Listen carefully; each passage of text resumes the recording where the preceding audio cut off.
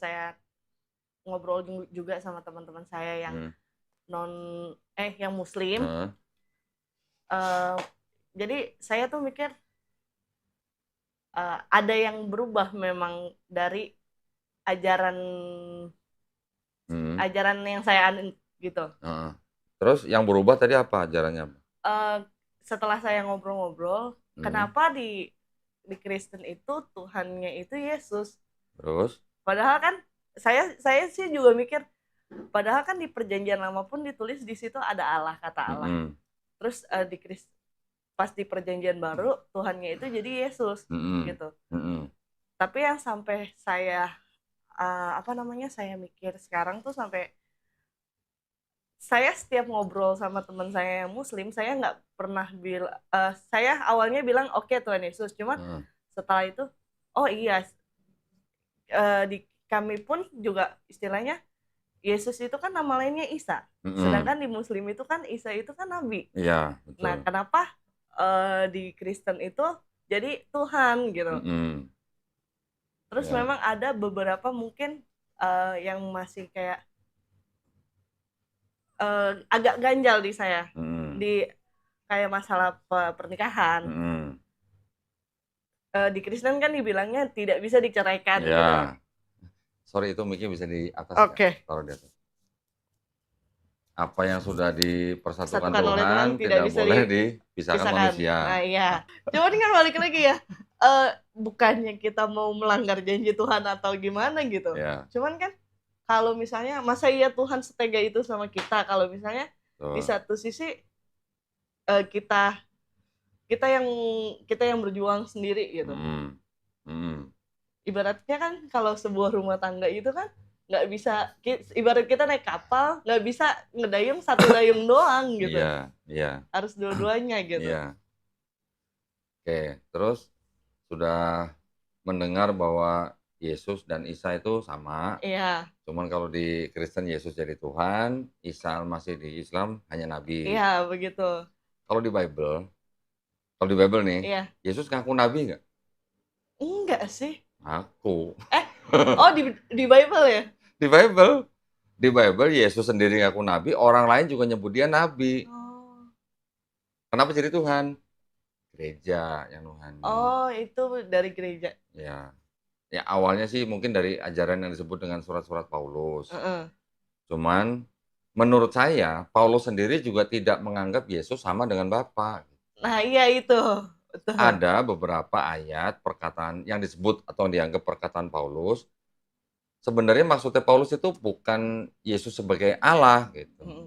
Tetapi oleh penerjemah, penyalin itu agak sedikit dirubah. Oke. Jadi seolah-olah Yesus itu ya Allah. Nah iya, agak kalau Rancu lah, baca Alkitab versi Indonesia mungkin agak rancu lah di rancu. situ. Banyak, itu ada banyak. Ada di Roma 9 ayat 5, ada di 2 Petrus 1:1, Apa ya sih kok? Sayanya. ada di Yohanes 1:1, Yohanes 1:14. Itu ayat-ayat itu ayat-ayat yang ambigu gitu loh. Ambigu itu artinya bisa bermakna ganda. Oke. Yang bermakna ganda ini makanya di Kristen bisa timbul Trinitarian, bisa timbul Unitarian, bisa timbul Oneness. Ini pahamnya beda-beda loh. Kalau gereja Protestan, Iya, Pantekosta percaya Trinitas kan. iya Trinitas. Ada gereja yang tidak percaya Yesus itu Tuhan. Nah, Ada. iya. Contohnya kayak Saksi Yehova. Oh iya, saksi Yehova. Ada lagi nanti gereja yang mengaku Yesus Yesus itu Bapa, Bapa itu Yesus. Semuanya berdasarkan satu kitab yang sama. Alkitab itu. Heeh. Karena ayat-ayatnya ambigu, Mm-mm. terus kemudian ada yang dirubah-rubah, jadi orang menafsirkan secara berbeda-beda. Makanya bisa ada timbul aliran utama. Belum lagi nanti ada Mormon. Pernah dengar Mormon? Enggak sih. Nah, Mormon itu apa? pendirinya Oh, itu namanya Joseph Smith, mengaku sebagai nabi, mengaku didatangi malaikat, macam-macam gitulah. Mereka tidak tidak apa namanya tidak menerima Trinitas, boleh poligami dan segala macam. Kayak gitu-gitu. Ah, itu sama Kristen utama ditolak, itu bukan Kristen. Dan sebelum-sebelumnya sudah banyak aliran-aliran yang ditolak oleh gereja-gereja yang berkuasa pada saat itu oke. gitu. Selama ini sama gereja pasti kan disebutnya Yesus itu Tuhan kan. Iya. Nah, Tuhan sama Allah Bedanya apa? Kalau Allah nggak pernah turun ke bumi kayaknya. Kalau Tuhan? Ya itu, Siapa? Yesus. Tuhan Yesus Heeh. Maha Pencipta bukan? Bukan. Bukan.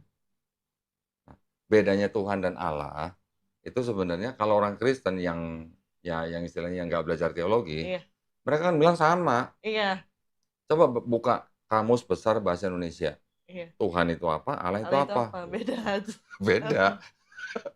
Tuhan kan bahasa Indonesia yang artinya sebagai sesembahan, sesuatu yang disembah, ya, merujuk kepada Yang Maha Pencipta. Iya. Allah di dalam Kamus Besar Bahasa Indonesia itu adalah namanya Tuhan.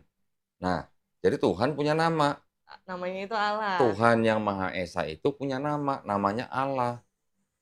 Allah itu dalam bahasa Arab. Allah itu. Allah. Kita menyebutnya Allah karena ada tanda baca tertentu Iya. yang menyebabkan penyebutan atau pelafasan kita tuh harus menyesuaikan dengan kaidah bahasa Arab. Kalau orang Kristen kan bilangnya Allah gitu kan. Iya. Bedanya begitu. Iya, iya. Kalau pendeta mungkin bilangnya gini, Allah itu adalah Tuhan yang Maha Esa yang di surga. Tuhan itu Allah yang berkarya di bumi. Jadi Tuhan itu disebutnya Allah yang berkarya di bumi. Berkaryanya sebagai manusia. Karena manusia, maka dia punya keterbatasan. Tapi kalau kita mikir secara awam aja, yang disebut dengan Tuhan, pasti kan dia Maha Pencipta, Maha Mengetahui, Maha semua lah. Iya. Maha baik, Maha benar, Maha Iya, Pengampun. betul. Betul kan? Betul. Kira-kira menurut Keisha, Tuhan yang Maha Esa itu Maha Pengampun nggak?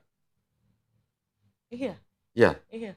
Kalau Maha Pengampun, ngapain dia harus repot-repot turun ke bumi jadi manusia gitu? Iya. Harus istilahnya kalau boleh dikatakan kan bunuh diri. Iya, betul. Karena dia datang untuk mati gitu kan. Untuk bunuh diri, untuk menebus dosa manusia. Nah, itu kira-kira Maha Pengampun nggak kalau gitu? Enggak sih. Enggak kan? Simpel kan sebenarnya kan? Kalau dia Maha Pengampun, ya sudah, lu dikasih tahu manusia suruh bertobat, bertobat. Iya. Sudah bertobat diampuni nggak? Iya, Diampuni. Kalau kita baca ke Perjanjian Lama, ada pernah dengar Nabi Yunus? Iya. Ya kan? Yang diutus ke Niniwe, terus dia kabur kemana? Iya. Terus dimakan ikan. Ikan yang besar itu. 3 hari. Iya. Selamat. Baru dia bertobat balik ke Niniwe kan? Iya. Ngapain ke Niniwe? Nyuruh bangsa Niniwe apa? Bertobat kan? Iya. Diampunin nggak? Diampuni. Harus ada yang mati nggak di kayu salib? Enggak. Enggak. Nah itu makanya. Nah iya kadang tuh antara perjanjian lama sama perjanjian baru tuh banyak bertentangannya. Iya. Tahu nggak kenapa berbeda? Karena perjanjian baru ditulisnya sama si Paulus ini. Ya, banyak surat-surat Paulus, perjanjian baru. Setelah itu ada 4 gospel. Matius, Markus, Lukas, Yohanes. Iya. Yang nulis siapa nggak tahu. Iya. Cuma dikasih nama sama bapak-bapak gereja, oh ini yang nulis Matius, ini Markus, ini Lukas, ini Yohanes. Tapi di dalam 4 surat ini tidak ada pengakuan seperti surat-surat Paulus. Surat-surat Paulus kan ngomongnya selalu saya Paulus Rasul Yesus. Iya. Kalau 4 gospel kan nggak ada saya Matius Rasul Yesus, nggak Iya, ada. nggak ada, betul. Markus nggak ada, Lukas nggak ada, Yohanes nggak ada. Cuman tradisi aja. Ini diberi nama oleh bapak-bapak gereja di abad kedua. Karena nggak ada yang ngaku siapa yang nulis, bapak-bapak gereja bilang, oh ini yang nulis Matius, ini yang nulis Markus. Tradisi gitulah. Iya. Matius dianggap murid Yesus yang pemungut cukai. Iya. Markus dianggap muridnya Petrus. Oh iya. Lukas dianggap dokternya Paulus. Yohanes dianggap muridnya Yesus yang anak Zebedeus. Iya, Zebedeus. Tapi tidak ada pengakuan dari 4 penulis ini bahwa dia bernama Matius, Markus, Lukas, Yohanes. Kalau yang Paulus, saya Paulus Rasul Yesus menulis surat untuk jemaat di Roma misalnya, atau di Galatia, atau di Kolose gitu kan. Iya, betul. Tapi ternyata dari 13 surat Paulus yang benar-benar dianggap surat dari Paulus cuma 7. Yang 6 bukan Paulus yang nulis. Menurut siapa? Menurut ahli-ahli Perjanjian Baru. Menurut ahli-ahli Perjanjian Baru kan mereka memeriksa manuskrip, memeriksa gaya bahasa, memeriksa perbendaharaan kata, memeriksa tradisi, memeriksa sejarah, memeriksa budaya. Itu semua digabungin untuk menilai benar nggak nih tulisan Paulus. Juga ada yang memeriksa yang 4 gospel tadi, contohnya di buku ini nih. Menurut buku ini, yang dianggap perkataan Yesus di sini cuma 18%. Sisanya adalah ciptaan penulis. Gitu. Betul. Nah, mereka terpengaruh oleh surat-surat Paulus. Karena sebenarnya yang ditulis surat Paulus dulu sebelum 4 gospel. Nah, kalau 4 gospel ditulis setelah ada surat Paulus, berarti 4 gospel ini terpengaruh oleh tulisan Paulus atau Paulus yang terpengaruh sama 4 gospel? 4 gospel itu terpengaruh. Terpengaruh sama Oh Paulus. iya. Karena apa? Karena Paulus nggak pernah sebut-sebut Matius, Markus, Lukas, Yohanes, nggak pernah. Iya. Nggak pernah sebut-sebut cerita yang ada di dalam 4 gospel. Contoh, di Matius ada diceritakan waktu Yesus disalib, tabir bait suci terbelah dua, ya kan? Mhm. Terus ketika Yesus bangkit, mayat-mayat orang kudus bangkit dari kubur masuk dalam kota. Pernah baca kan? Iya. Paulus nggak pernah cerita nih, ada kejadian begini. Markus nggak cerita, Lukas nggak cerita, Yohanes nggak cerita. Dari mana ceritanya? Heboh nggak kira-kira? Iya, heboh. Coba kalau di Matraman ada mayat bangkit dari kuburan satu Kabur. aja, pasti Kabur. heboh kan? Iya. Nah, cerita itu dianggap cerita yang aneh oleh ahli-ahli perjanjian baru. Bahkan ahli-ahli perjanjian baru ini orang Kristen sendiri loh. Mhm. Mereka mengatakan bahwa itu adalah laporan yang aneh. Yang ngomong Mike Licona kalau nggak salah. Itu dia ahli perjanjian baru. Nanti ada lagi yang bilang, yang profesor bilang, cuman orang Kristen konservatif yang percaya ada cerita ini. Gitu. Ternyata cerita ini kalau kita cek nih di catatan sejarah atau buku-buku, ternyata mirip dengan cerita pagan yang di Yunani kuno. Ada festival namanya Festival Antesteria. Memperingati orang udah mati bangkit dari kubur masuk dalam kota. Nah, berarti sebenarnya di dalam kekristenan, khususnya perjanjian baru ya, Iya. kita nggak bicara perjanjian lama nih. Perjanjian baru itu sebenarnya tulisan-tulisannya terpengaruh oleh ajaran-ajaran Helenisme. Helenisme itu kepercayaan Yunani kuno. Oh. Pernah dengar Dewa Zeus? Iya. Punya anak dari manusia. Iya, iya. Anaknya namanya siapa? Hercules. Iya, iya, waktu itu ada Pernah dengar Hercules dong? filmnya. Nanti punya anak lagi dari perempuan manusia namanya Perseus. Oh iya, Perseus. Punya anak lagi dari Dewi siapa, punya anak Dewi Helen gitu. Makanya sistem kepercayaan itu disebut dengan sistem Helenisme. Yang ngomong gini siapa? Bible sendiri nih. Oh itu Bible. Ini Bible bahasa Inggris yang di Amerika. Ini pernah dengar dong? Apa namanya? Pada mulanya adalah firman. Dan firman itu bersama-sama Allah. Iya, iya, iya. Dan firman itu adalah Allah. Iya. Ya. Ada catatan kakinya tuh di bawah. Oh iya, Hellenistic philosophy. Ya. In the beginning was the Word, and the Word was with God, and the Word was God. Ini dari Hellenistic philosophy. Nah lu. Selama ini buka Bible paling yang ini kan, TB kan? Iya. Di sini nggak ada catatan apa-apa di bawahnya. Kalau Iya. itu ada catatannya. Di sininya. Nah. Belum lagi nanti ada ayat-ayat yang di dalam Bible, itu ayat-ayat yang tidak otentik. Tidak otentik itu maksudnya tidak asli gitu. Ah, iya. Pernah dengar? Lebih kayak kalau misalnya emang yang jadi pertanyaan saya, kalau emang Yesus Tuhan, tapi kenapa disebutnya anak Allah gitu? Oke, sebutan anak Allah itu sebenarnya sudah ada di Perjanjian Lama. Oke, di Perjanjian Lama bangsa Israel juga disebut anak Allah, ya kan? Efraim malah disebut anak sulung. Nah iya. Ya, Daud juga disebut anak Allah. Iya. Adam juga disebut anak Allah. Iya. Nah, sebutan anak Allah itu sebenarnya adalah sebutan untuk orang-orang atau bangsa yang soleh atau pilihan gitu. Iya, umat pilihan lah. Ya. Bukan berarti anak Allah itu langsung jadi Allah. Nah, tuh. Itu sih yang jadi pertanyaannya, kalau emang dia Tuhan gitu, kenapa disebutnya itu anak Allah? Ya. Kenapa nggak disebutnya itu Allah ya. gitu? Terus bukti lagi atau indikasi lagi bahwa Kristen itu memang terpengaruh oleh ajaran pagan. Pagan itu ajaran menyembah dewa-dewa ya. Ya. Yaitu tadi ada Hercules, ada Zeus. Ada anak, ada bapak, ya kan? Ya, jadi betul. Zeus disebut bapak, Hercules disebut anak. Zeus Hercules ini adalah anak dewa gitu. Ya. Jadi dia setengah manusia, setengah dewa. Apa bedanya sama Yesus? Iya benar. Benar. Apa bedanya sama Yesus? Yesus disebut sepenuhnya manusia, sepenuhnya Tuhan. Nah iya. Ya kan? Betul. Apa bedanya sama Hercules? Jadi ada konsep yang sama gitu. Konsepnya mirip.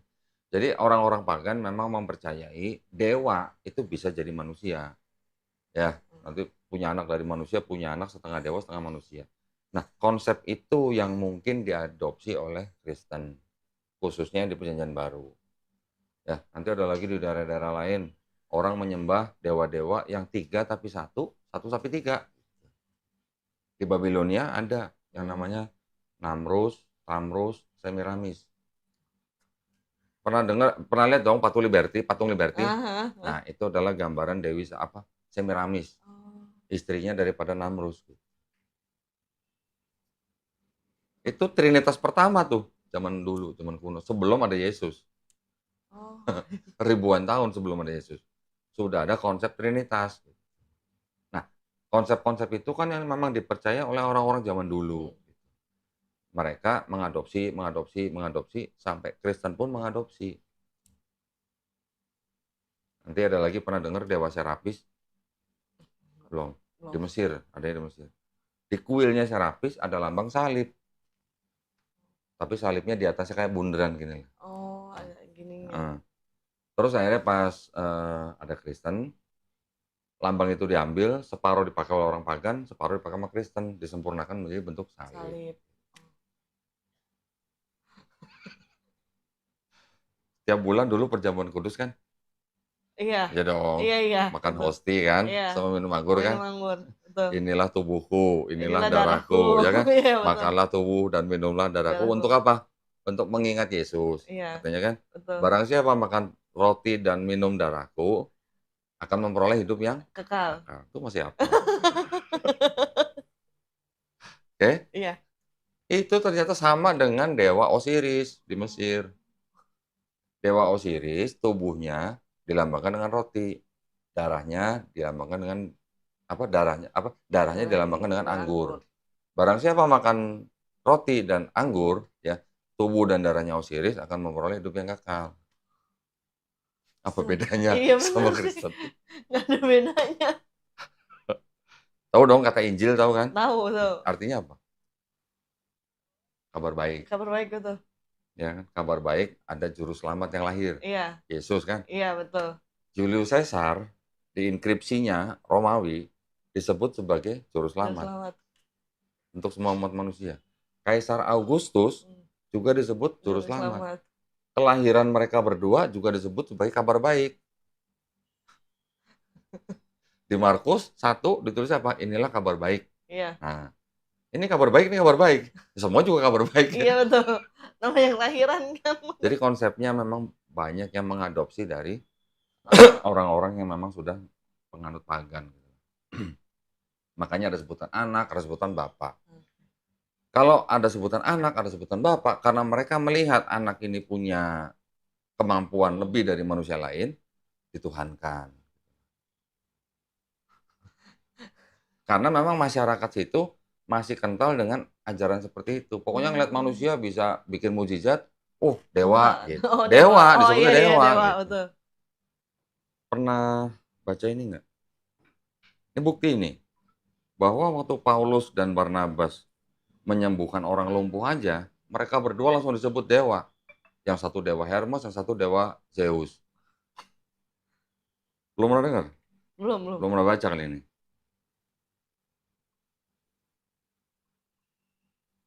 Ini tandanya.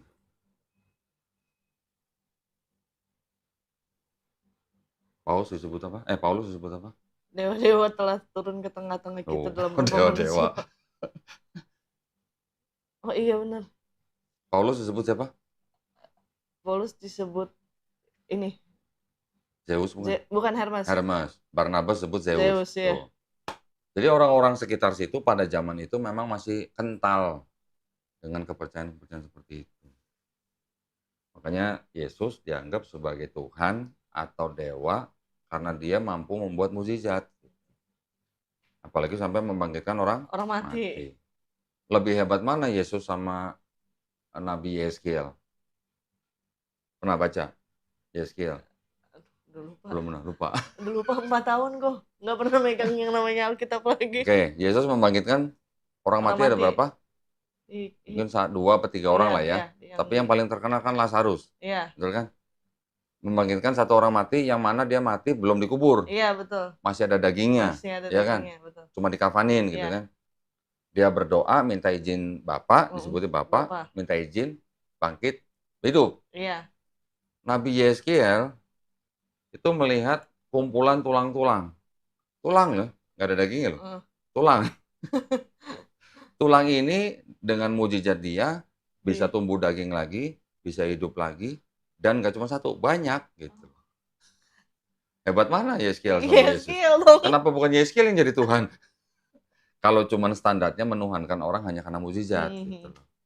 Kan mujizat banyak. Nabi-nabi di perjanjian lama kan banyak melakukan mujizat. Iya betul. Nabi Musa apa kurang hebat? Iya. Bisa membelah laut. Membelah laut. Tapi semua mujizat nabi-nabi itu kan atas izin Tuhan. Tuhan betul.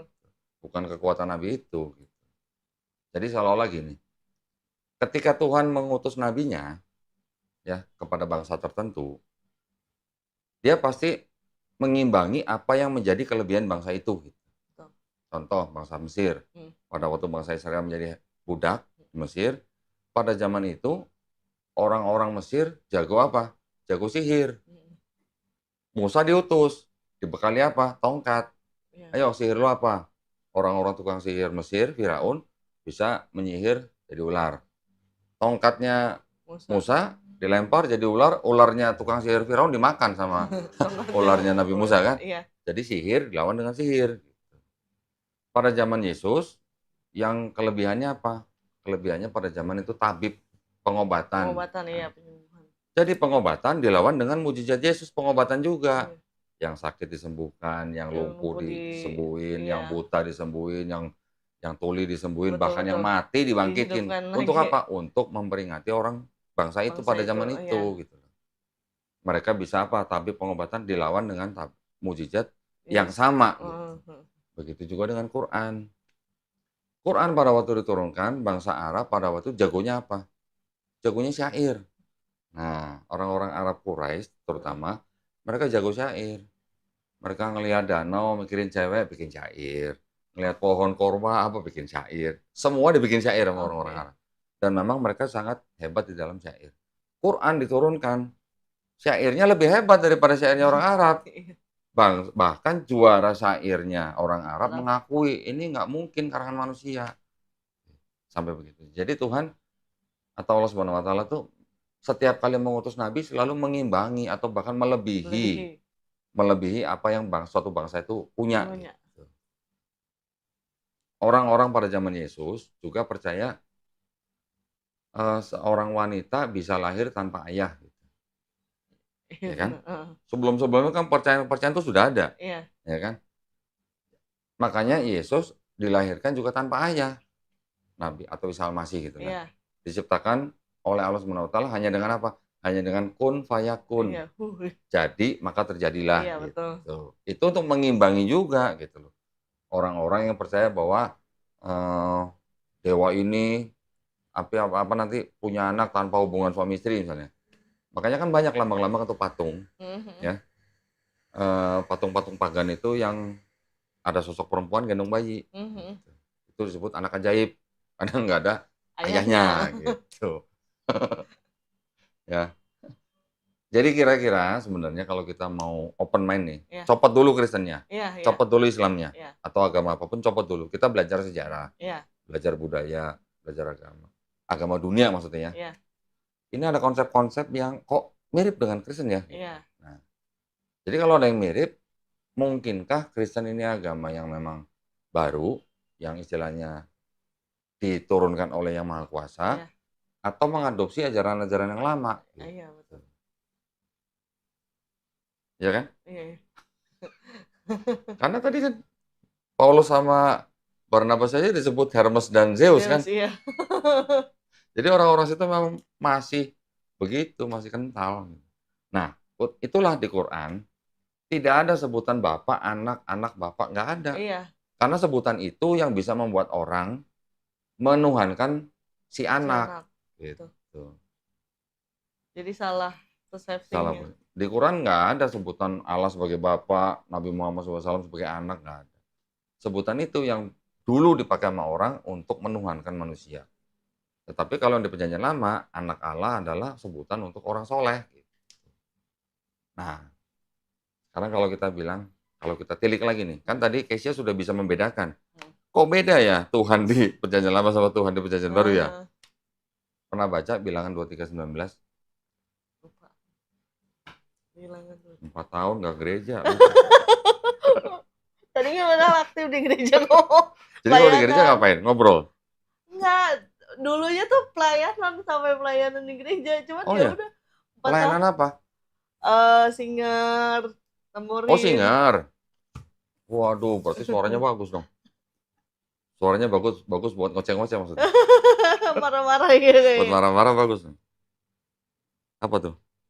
Kalau bukanlah manusia sehingga ia berdusta, bukan anak manusia sehingga ia menyesal. Nah, nih. Masakan ia berfirman dan tidak melakukannya atau berbicara dan tidak menepatinya. Sama kan sih sama ini kan? Ya benar. Nah, jadi artinya kalau Tuhan bukan manusia, Tuhan bukan anak manusia, berarti dia bisa nggak jadi manusia? Nggak bisa. Terus kenapa jadi tiba-tiba di Perjanjian Baru Tuhan jadi Yesus? Nah Gitu. iya itu. Aduh. Ya kan? Iya. Udah ada perbedaan kan? Iya.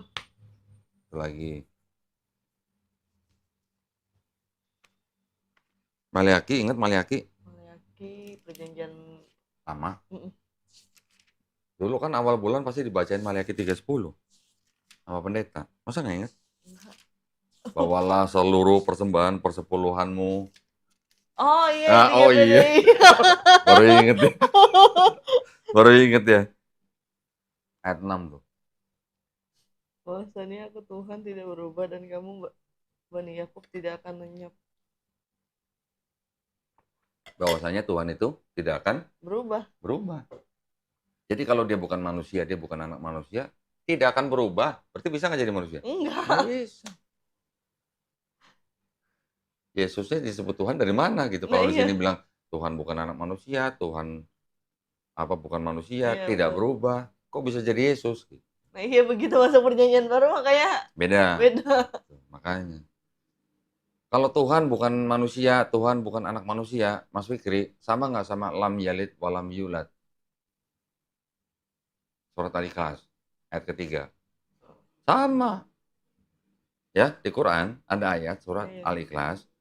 Qul huwallahu ahad. Allahu somad. Allah, oh, kok tahu? Lam yalid wa lam yulad wa lam yakul lahu kufuwan ahad. Keren, udah tahu. Kok tahu? Udah baca? Jadi sebelumnya itu agak melenceng dikit ya kok. Pas mama papa pisah, mama tuh sempat married sama yang Muslim, Oke. masuk Muslim. Siapa? Mama? Mama. Oh, terus? Nah, cuman kan nikahnya dinikahin siri. Oke. Terus? Jadi begitu pisah, Heeh. mama tuh ya balik lagi ke Kristen. Oh, jadi Mama udah nikah udah 2 kali berarti? Iya. Oke. Berarti waktu itu tahu Al-Ikhlas dari Mama? Itu Enggak, dari mana? ngaji. Oh, ngaji? Ngaji. Waduh. Kebetulan pas ngaji itu sampai tamat Iqra, udah masuk ke Al-Quran waktu itu. Serius? Berarti udah Iqranya udah lulus? Udah bisa baca Quran? Udah waktu itu kelas 2 SD. Nah, terus kenapa ke gereja lagi? Ya itu karena mama. Karena Mama? Oh, umur berapa tuh? Kelas 2 SD. Oh, alah. Lama banget ya berarti. Nah, Makanya sekarang? kayak kalau misalnya ajaran-ajaran waktu pas ngaji masih ada yang nempel Oh, dikit. oke. Nah, arti lam yalid walam yulad apa? Kan tidak beranak, tidak diperanakan. Iya. Sama juga dengan Tuhan bukan manusia, Tuhan bukan anak manusia. Mirip kan? Mirip. Perjanjian Lama. Nah, kenapa tiba-tiba bisa jadi Yesus gitu loh maksudnya. Itu. Sedangkan Yesus sendiri di Bible ngaku sebagai nabi. Iya. Dan nih, sekarang kalau nabi itu sama nggak sih sama utusan? Utusan itu nabi bukan? Nabi itu utusan. Utusan Allah Iya. itu nabi bukan? Iya. Nah, ini ada ayat 3 nih. Inilah hidup yang kekal itu yaitu bahwa mereka mengenal Engkau satu-satunya Allah yang benar dan mengenal Yesus Kristus yang telah Engkau utus. Utus. Iya. Utusan kan berarti kan? Iya. Berarti Yesus utusan kan? Iya. Nabi bukan? Nabi. Yesus bilang apa nih? Yohanes 13 16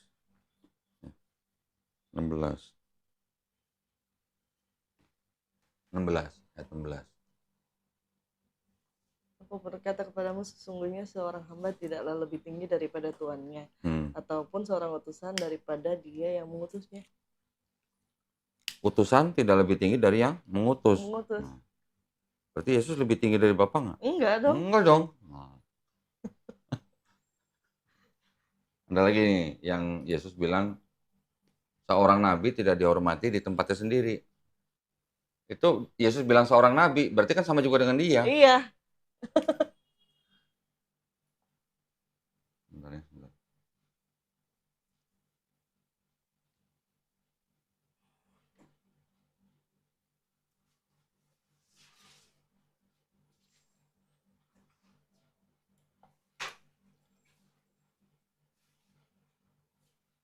Matius 13:57. 13:57.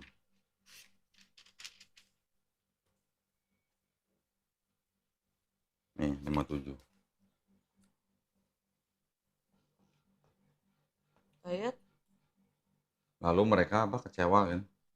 yang ayat berapa kok? 57. Hmm. 13:57. Lalu mereka kecewa dan menolak dia, maka Yesus berkata kepada mereka, seorang nabi dihormati di mana-mana, kecuali di tempat asalnya sendiri dan di rumahnya. Maksudnya itu siapa? Dia. Ngomongin siapa tuh? Dirinya Ya ngomongin Yesus. Berarti kan Yesus ngaku sebagai nabi kan? Iya. Ada lagi. Orang lain nyebutnya nabi.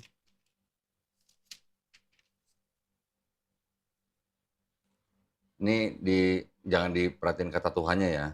Ini di sini katanya kan Tuhan kan? Coba. Oke, kata perempuan itu kepadanya Tuhan nyata sekarang padaku bahwa engkau seorang nabi. Tuhan ya. Seorang nabi kan? Iya.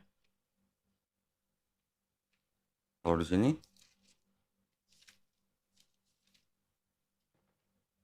bandingin. Ini di sini Yesus sebut apa? Tuhan. Iya. Di sini Yesus sebut apa? Ya Tuhan, tentunya engkau. Ya Tuhan. Beda. Oh Tuhan, ya Tuhan, tentunya engkau adalah seorang nabi. Harusnya Tuhan ya. Iya dong.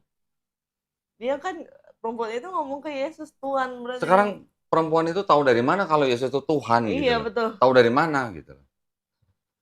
Ya kan? Masa nyebut Tuhan, belum kenal tahu udah nyebut Tuhan. Ada perbedaan kan? Iya. Oke lah, nanti kalau Kristen bilang maksudnya Tuhan di sini adalah ya sesembahan gitu kan. Ya, tapi tahu dari mana tuh perempuan itu kalau Yesus itu Tuhan? Makanya dikoreksi. Ini terbitan 1974. Ini terbitan 2023. Oh, yang terbaru ini. TB2 nih. Bandingin. Padanya Tuhan nyata sekarang padaku bahwa engkau seorang nabi. Ini apa? Ya Tuhan. Ini? Tuhan. Bisa diganti ya? Baru tahu ya? Baru tahu ya? Kalau bisa diganti-ganti begini, ini kitab suci bukan? Bukan dong. Lu yang ngomong ya, bukan? Iya dong, kan harusnya kalau kitab suci ya nggak bisa diganti. Nah itu. Kenapa? Ini terjemahan, oke, ini terjemahan. Tapi gimana ya? Penggantian ini kan berarti ada maksud tertentu. Iya, betul. Ya dong? Betul, betul. Harusnya kan harusnya ada teks aslinya. Nah, ini ada teks aslinya nih di sini nih. Iya, teks ini bahasa Yunani nih.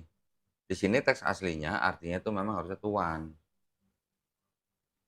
Kalau lagi ngomong sama manusia, ya kita harus menempatkan pada konteks yang benar. Sebagai manusia kita sebut Tuhan. Gitu. Pernah dengar kata Gusti lah ya? Nah, Gusti itu kan bisa kepada manusia, bisa kepada Tuhan. Tuhan, betul. Kalau kita ngomong ditujukan kepada manusia, apa kita mau sebut Tuhan? Enggak. Gusti Pangeran, atau Gusti Nabi gitu lah. Iya.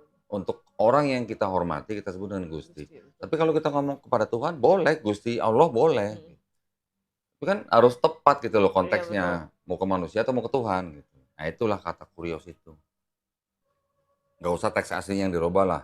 Tapi penerjemahannya berubah aja. Berarti kan ada maksud tertentu. Iya. Gitu. Dan menerjemahkannya jujur nggak gitu. Betul. Tapi karena punya doktrin. Sudah punya doktrin nih. Yesus Tuhan. Makanya menerjemahkannya dengan doktrin gitu. Menerjemahkannya dengan tafsir. Tuh.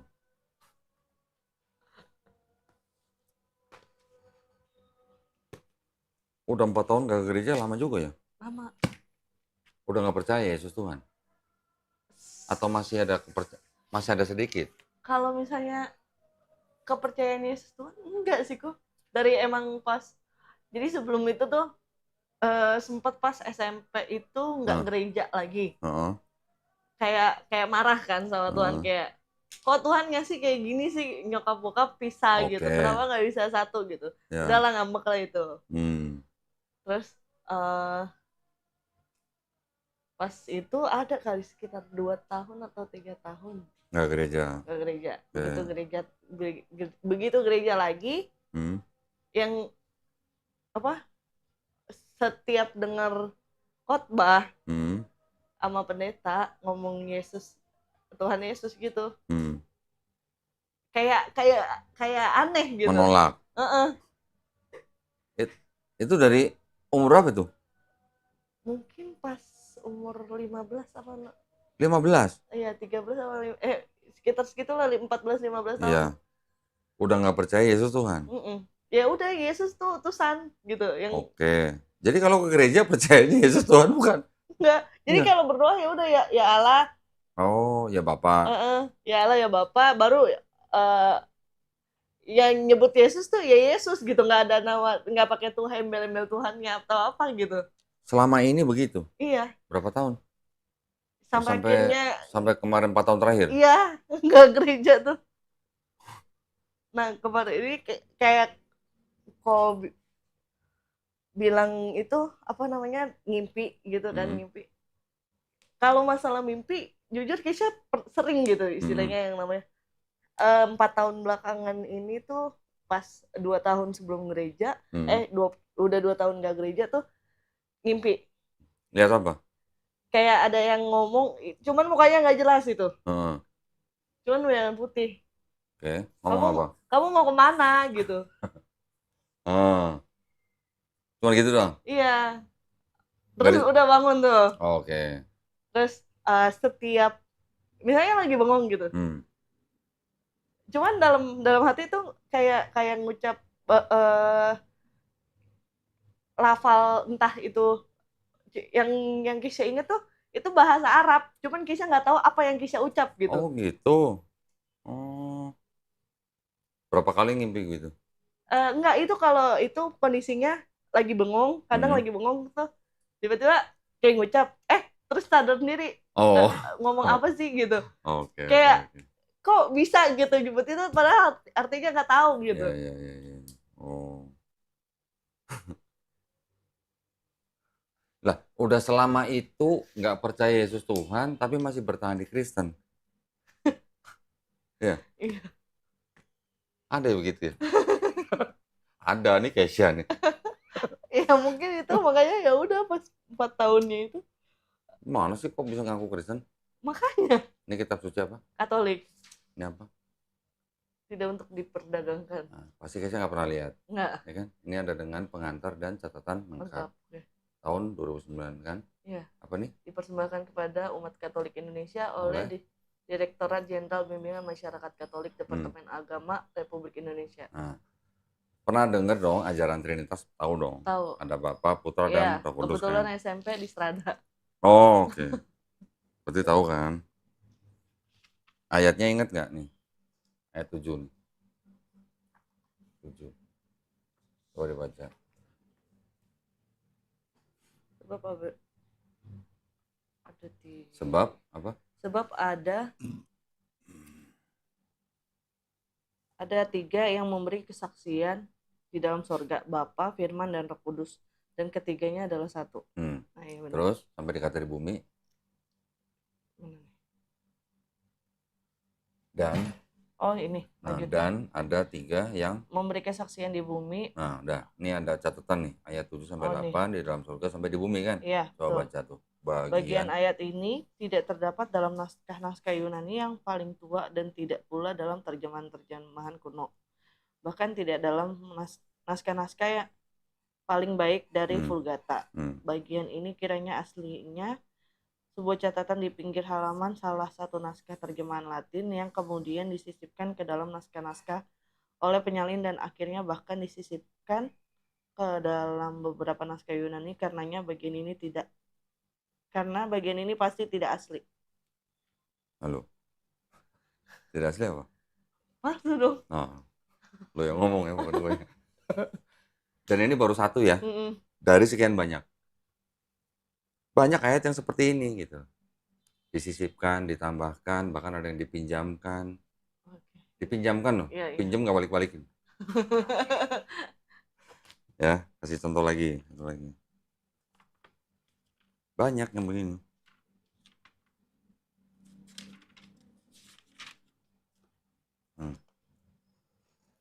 Ini ada ayat begini kan.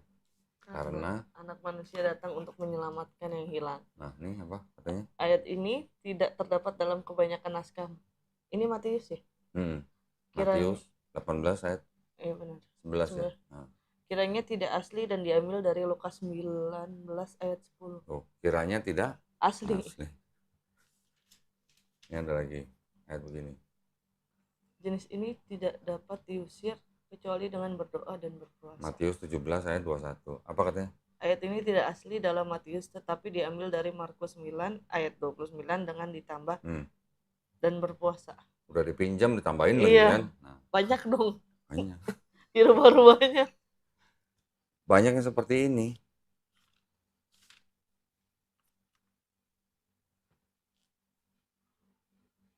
Nanti ada lagi begini nih. Bentar ya. Pernah dengar dong orang Kristen yang benar-benar taat gitu. Kalau dia dipatok ular nggak mati, kalau dia minum racun nggak mati. Pernah dengar kan? Berani minum racun? Enggak. Kenapa?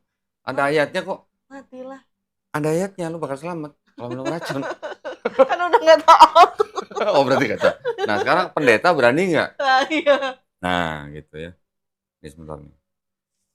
Ayat 18 nih. 18 nih. Apa katanya? Mereka akan memegang ular dan sekalipun mereka minum racun maut, mereka tidak akan mendapat celaka. Kalau dipatok ular berarti kan minum racun kan nggak mati kan? Berarti iya, kan? Betul. Mereka akan meletakkan tangannya atas orang sakit dan orang itu akan sembuh. Nah, berarti kalau mereka beriman kepada kitab ini, harusnya mereka berani dong minum racun. Iya. Mau sengaja atau tidak sengaja harusnya berani dong. Betul. Ada nanti yang bilang, oh itu kan kalau minum racun nggak disengaja atau mau dicelakain orang baru dia nggak mati. Nah ayat ini buat apa gitu loh? Kalau dia percaya dengan ayat ini, mau disengaja mau nggak disengaja, harusnya berani dong. Betul, gitu. nggak usah takut. Ada nggak yang berani? Nggak ada. Kalau saya bilang sama pendeta, Pak Pendeta, jangan sekali-sekali minum racun atau berani pegang ular, dipatok ular, hanya karena ayat ini. Jangan, saya bilang, jangan mau, saya bilang gitu. Bukan karena saya bilang Pak Pendeta tidak beriman kepada Yesus, tapi karena ayat ini semuanya palsu. Nah, bagaimana tahunya kita ini ayat yang tidak asli? Dari ayat ke-9 sampai 20, ini kalau kita cek di manuskrip yang kuno, sekarang kita bisa buka di internet, kodeks-kodeks yang dari abad ke-4, itu bisa dibuka. Ayat-ayat ini nggak ada, gitu. Oh, ditambahin ya. Tambahan.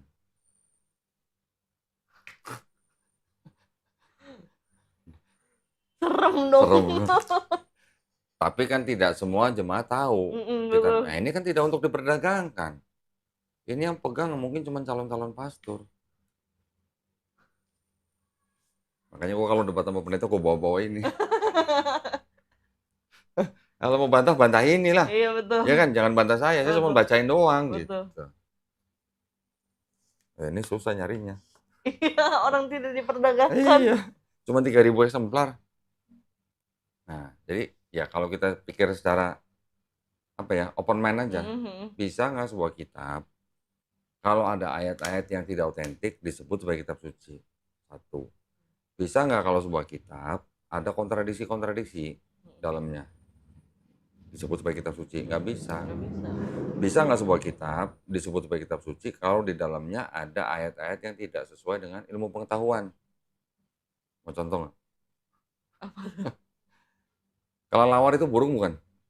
Kelelawar burung bukan dong. Bukan kan? Bukan. Mamalia kan? Iya. Tapi dia bisa terbang. Ya. Tapi burung bukan? Bukan. Bukan. Di sini disebut burung. Salah nggak? Salah dong. gitu. Semua hewan makan tumbuhan nggak? Enggak. Nah, makan apa? Ada yang makan Ada yang daging, makan daging, ada yang makan tumbuhan. betul. Di sini bilang semua hewan makan tumbuhan. Kan salah berarti kan? Iya, betul. Tidak sesuai dengan ilmu pengetahuan. Karena kalau gua tanya, Yesus kan disalib di Bible.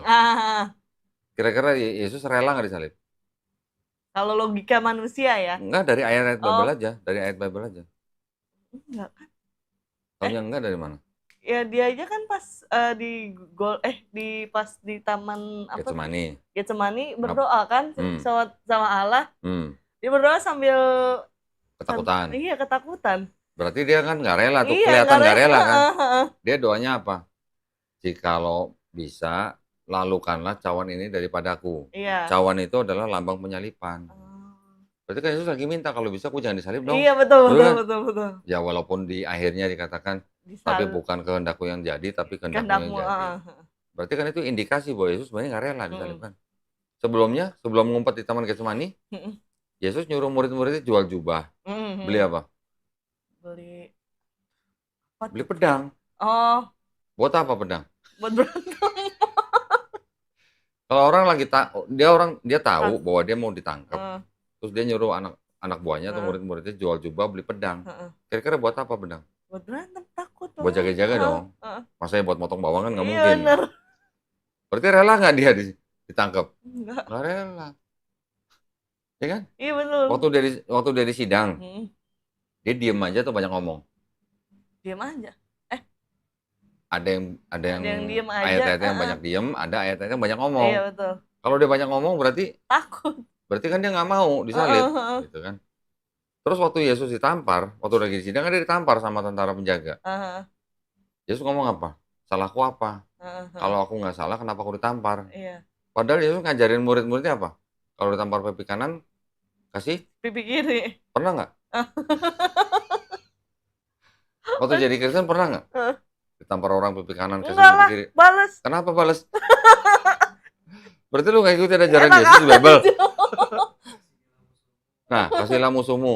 Dan bisa? berdoalah bagi mereka yang menganiaya kamu. Bisa nggak mengasihi musuhmu? Kalau ngasih sih, bukan dikasih ya, lebih kayak ya udah gitu. Nggak balas. Tapi gitu. kalau misalnya, ini ya, Nauzubillah min dzalik nih.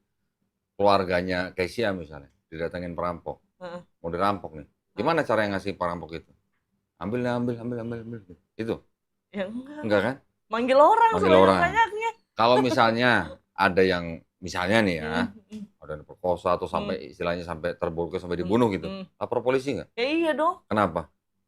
Minta keadilan dong. Iya dong. Untuk dihukum kan? Betul. Nah, ngasih musuhnya di mana kalau begitu? Kan suruh kasihlah musuhmu. Berarti kan musuhnya Kesia kan perampok itu kan? Gimana cara ngasih perampok? Ya dimaafin tapi hukum tetap jalan. Hukum tetap jalan. Berarti kan minta keadilan. Iya. Iblis musuh kita bukan? Musuh. Gimana cara ngasih iblis? Susah itu. Nah, berarti ada ajaran yang kelihatannya bagus, tapi nggak bisa diterapin kan? Iya betul. Sulit. Gitu. Tadi kan Yesus tadi nyuruh muridnya jual jubah beli pedang. Waktu di Taman Getsemani minta supaya nggak disalib. Iya. Waktu di sidang dia banyak membantah. Terus waktu ditampar dia protes. Protes kan kalau gitu. Protes dong. Terus waktu disalib dia teriaknya apa? Eli, Eli. Oh iya, Allahku, mengapa engkau meninggalkan aku? Itu kalimat Allahku, mengapa engkau meninggalkan aku? Kira-kira tuh kalimat rela atau nggak rela? Nggak rela lah.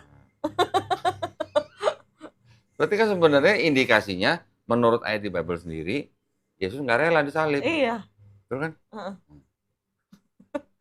Terus pendeta bilang Yesus sudah mati dan salib untuk nebus dosa manusia gitu, misalnya kan? Yesus nebus dosanya ke siapa? Ke Allah. Allah. Nggak pernah baca ya? Enggak. Upah dosa adalah maut. Tuh masih ingat. Penguasa maut siapa? Iblis kan. Loh, kok tahu iblis?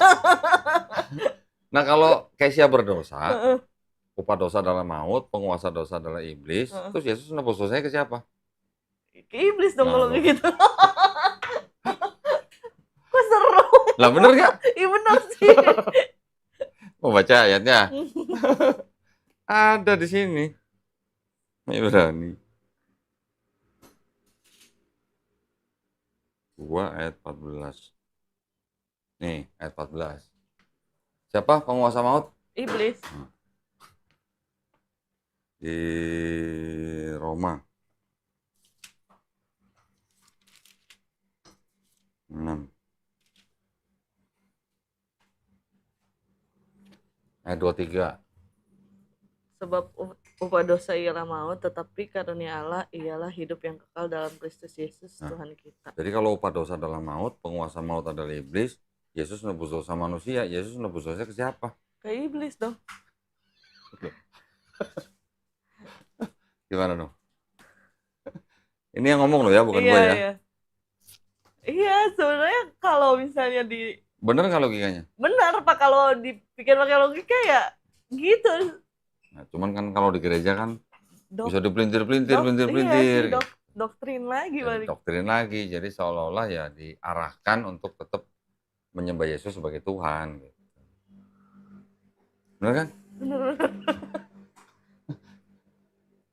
Kalau Kesya istilahnya cinta Yesus nggak? Terlepas dia Tuhan atau bukan nih. Kalau baca ayat Bible berarti cinta Yesus nggak? Iya. Cinta Yesus. Kalau Kesya sebagai orang Kristen, kalau Kesya dikasih kesempatan nih, bisa ngelihat Yesus mau disalib, kira-kira Kesya mau bantuin Yesus supaya nggak disalib atau bantu tentara Romawi nyalib Yesus? Bantuin dong, nggak disalib. Supaya nggak disalib? Nah, kalau bantuin nggak disalib berarti nggak ditebus dosanya. Lah kan Yesus mati di atas kayu salib untuk nebus dosa Kesya nih. Nah, kalau Kesya bantu Yesus supaya nggak disalib, lah dosanya nggak ditebus dong? Ya nggak apa-apa sih. Nggak apa-apa? Iya. Berarti dosanya nggak ditebus? Nggak apa-apa? Nggak apa-apa. Terus, sekarang anggap aja nih, anggap aja udah terjadi, anggap aja betul. Yesus disalib untuk nebus dosa Kesya. Yang nyalib Yesus siapa? Tentara Romawi. Tentara Romawi disuruh siapa? Itu, apa sih Raja Roma itu? Gubernur. Oh iya, gubernur. Pontius Pilatus. Oh iya, Pontius Pilatus itu. Pontius Pilatus diminta sama siapa? Nyalib Yesus? Sama imam-imam Yahudi. Iya, imam Yahudi. Imam Yahudi bisa dapat Yesus dari mana? Diserahkan sama siapa Yesusnya? Diserahkan anak buah. Muridnya? Iya, muridnya. Siapa? Yudas Iskariot kan, yang dia mati. Ya. Yudas Iskariot sebelum menyerahkan Yesus dibisikin sama siapa? Iblis. Loh, kok tahu? Tahu kan udah bilangnya waktu dia dibisikin. Berarti iblis ya berjasa apa berdosa buat nebus dosanya Kesya? Berjasa dong. Nah lo, mau satu surga sama iblis? Bener gak? Iya benar. Iblis membisiki Yudas. Yudas menyerahkan Yesus ke Imam Yahudi. Imam Yahudi minta Pontius Pilatus. Pontius Pilatus nyuruh tentara Romawi untuk apa? Untuk nyalib Yesus. Supaya apa? Supaya dosanya Kesya ditebuskan. Betul. Berarti iblis, Yudas, Imam Yahudi, Pilatus, sama tentara Romawi itu semuanya berjasa apa berdosa? Berjasa dong. Buat Kesya gitu. Berjasa dong. Nah kalau nggak ada iblis kan nggak ditebus dosanya. Logis nggak gitu? Logis sih. Nggak, maksudnya ajaran itu logis nggak? Oh enggak. Nah. Ajarannya nggak logis. Cuman kalau diurutin yang berjasa malahan si iblis ya iya benar. Nah iya, makanya. Murid-murid Yesus, waktu Yesus ditangkap, lari atau kemana?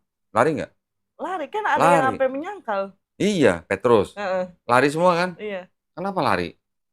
Berarti mereka tahu nggak Yesus bakal nebus dosa murid-muridnya? Tahu. Kira-kira. Kalau tahu masa lari? Enggak tahu. Nggak tahu. Ya kan? Kalau tahu kenapa mesti dia takut dan dia lari gitu? Iya betul. Apa mereka mau disalib juga? Enggak sih. Enggak dong. Karena kan yang bakalan itu Yesus. Maria waktu di bawah salib Yesus, kira-kira menurut Kesya nih, kalau lihat gambar, lihat foto lah, lihat lukisan gitu, kira-kira Maria yang di bawah salib Yesus itu lagi ngeliat Yesus tuh lagi nangis apa ketawa? Lagi nangis. Kenapa? Anaknya disalib. Sedih dong? Iya. Berarti Maria tahu nggak dosanya Maria ditebus sama Yesus? Enggak. Berarti ajaran bahwa Yesus mati di atas kayu salib untuk nebus dosa manusia itu ajaran belakangan. Bener nggak? Betul. Masuk akal nggak? Iya, karena orang-orang sekitarnya aja nangis. Yang ngajarin Yesus mati di atas kayu salib menebus dosa manusia siapa? Dia Yesus apa Paulus? Paulus. Paulus. Itu maksudnya. Jadi sebenarnya ajaran Kristen ini adalah ajaran yang berasal dari Paulus. Paulus, bukan dari Yesus. Sekarang perintahnya Yesus nih. Perintahnya Yesus. Pertama, ayat 10 nih coba. Ini 10. Ini waktu dicobain iblis nih. Maka berkatalah Yesus kepadanya, "Nyahlah iblis, sebab ada tertulis, engkau harus menyembah Tuhan Allahmu dan hanya kepada Dia sajalah engkau berbakti." Nah, suruh nyembah siapa? Allah. Suruh nyembah Yesus enggak? Enggak. Enggak kan? Terus ada lagi nih. Istilahnya Yesus saja berdoa biar si iblis nyembahnya ke Allah. Nah iya. Ayat 3, Matius 18 ayat 3. Lalu berkata, "Aku berkata padamu, sesungguhnya jika kamu tidak bertobat dan menjadi seperti anak kecil ini, kamu tidak akan masuk ke dalam kerajaan sorga." Jika kamu tidak apa? Bertobat. Dan menjadi seperti anak kecil, kamu tidak akan masuk apa? Surga. Oh. Suruhnya cuma bertobat kan, berarti kan? Betul. Aku sampai harus percaya Yesus mati di atas kayu salib buat tembus dosa manusia. Orang Yesus nyuruh cuma bertobat. Iya betul. Kalau mau masuk surga bertobat jadi seperti anak kecil gitu. Anak kecil mungkin gambaran apa ya? Sebagai yang polos lah gitu ya. Iya, yang nggak tahu apa-apa. Polos lah ya. Bertobat dan seperti anak kecil baru masuk kerajaan surga. Ada nggak Yesus bilang, lu kalau nggak percaya gue sebagai Tuhan, mati di atas kayu salib buat tembus dosa manusia nggak bakal masuk surga? Nggak ada. Nggak ada. Ya kan? Terus Yesus nyuruhnya ngajarin orang-orang suruh ngapain? Berdoa. Matius 23 nih.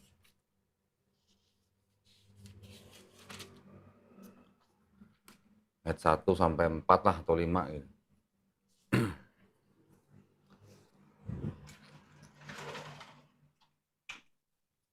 Coba bacain.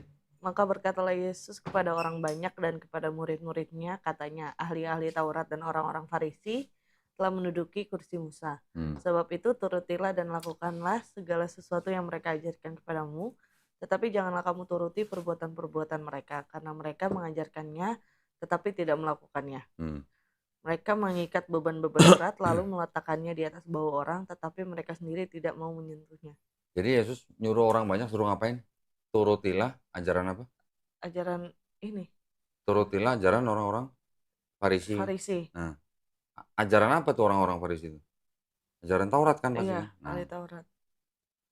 Yesus nyuruh orang-orang ikuti ajaran orang Farisi, yaitu ajaran Taurat. Betul. Tapi kenapa di Alkitab ada perjanjian baru? Nah itulah makanya. Jelas kan? Perintahnya jelas kan? Iya, jelas. Bertobat, ikut ajaran Taurat.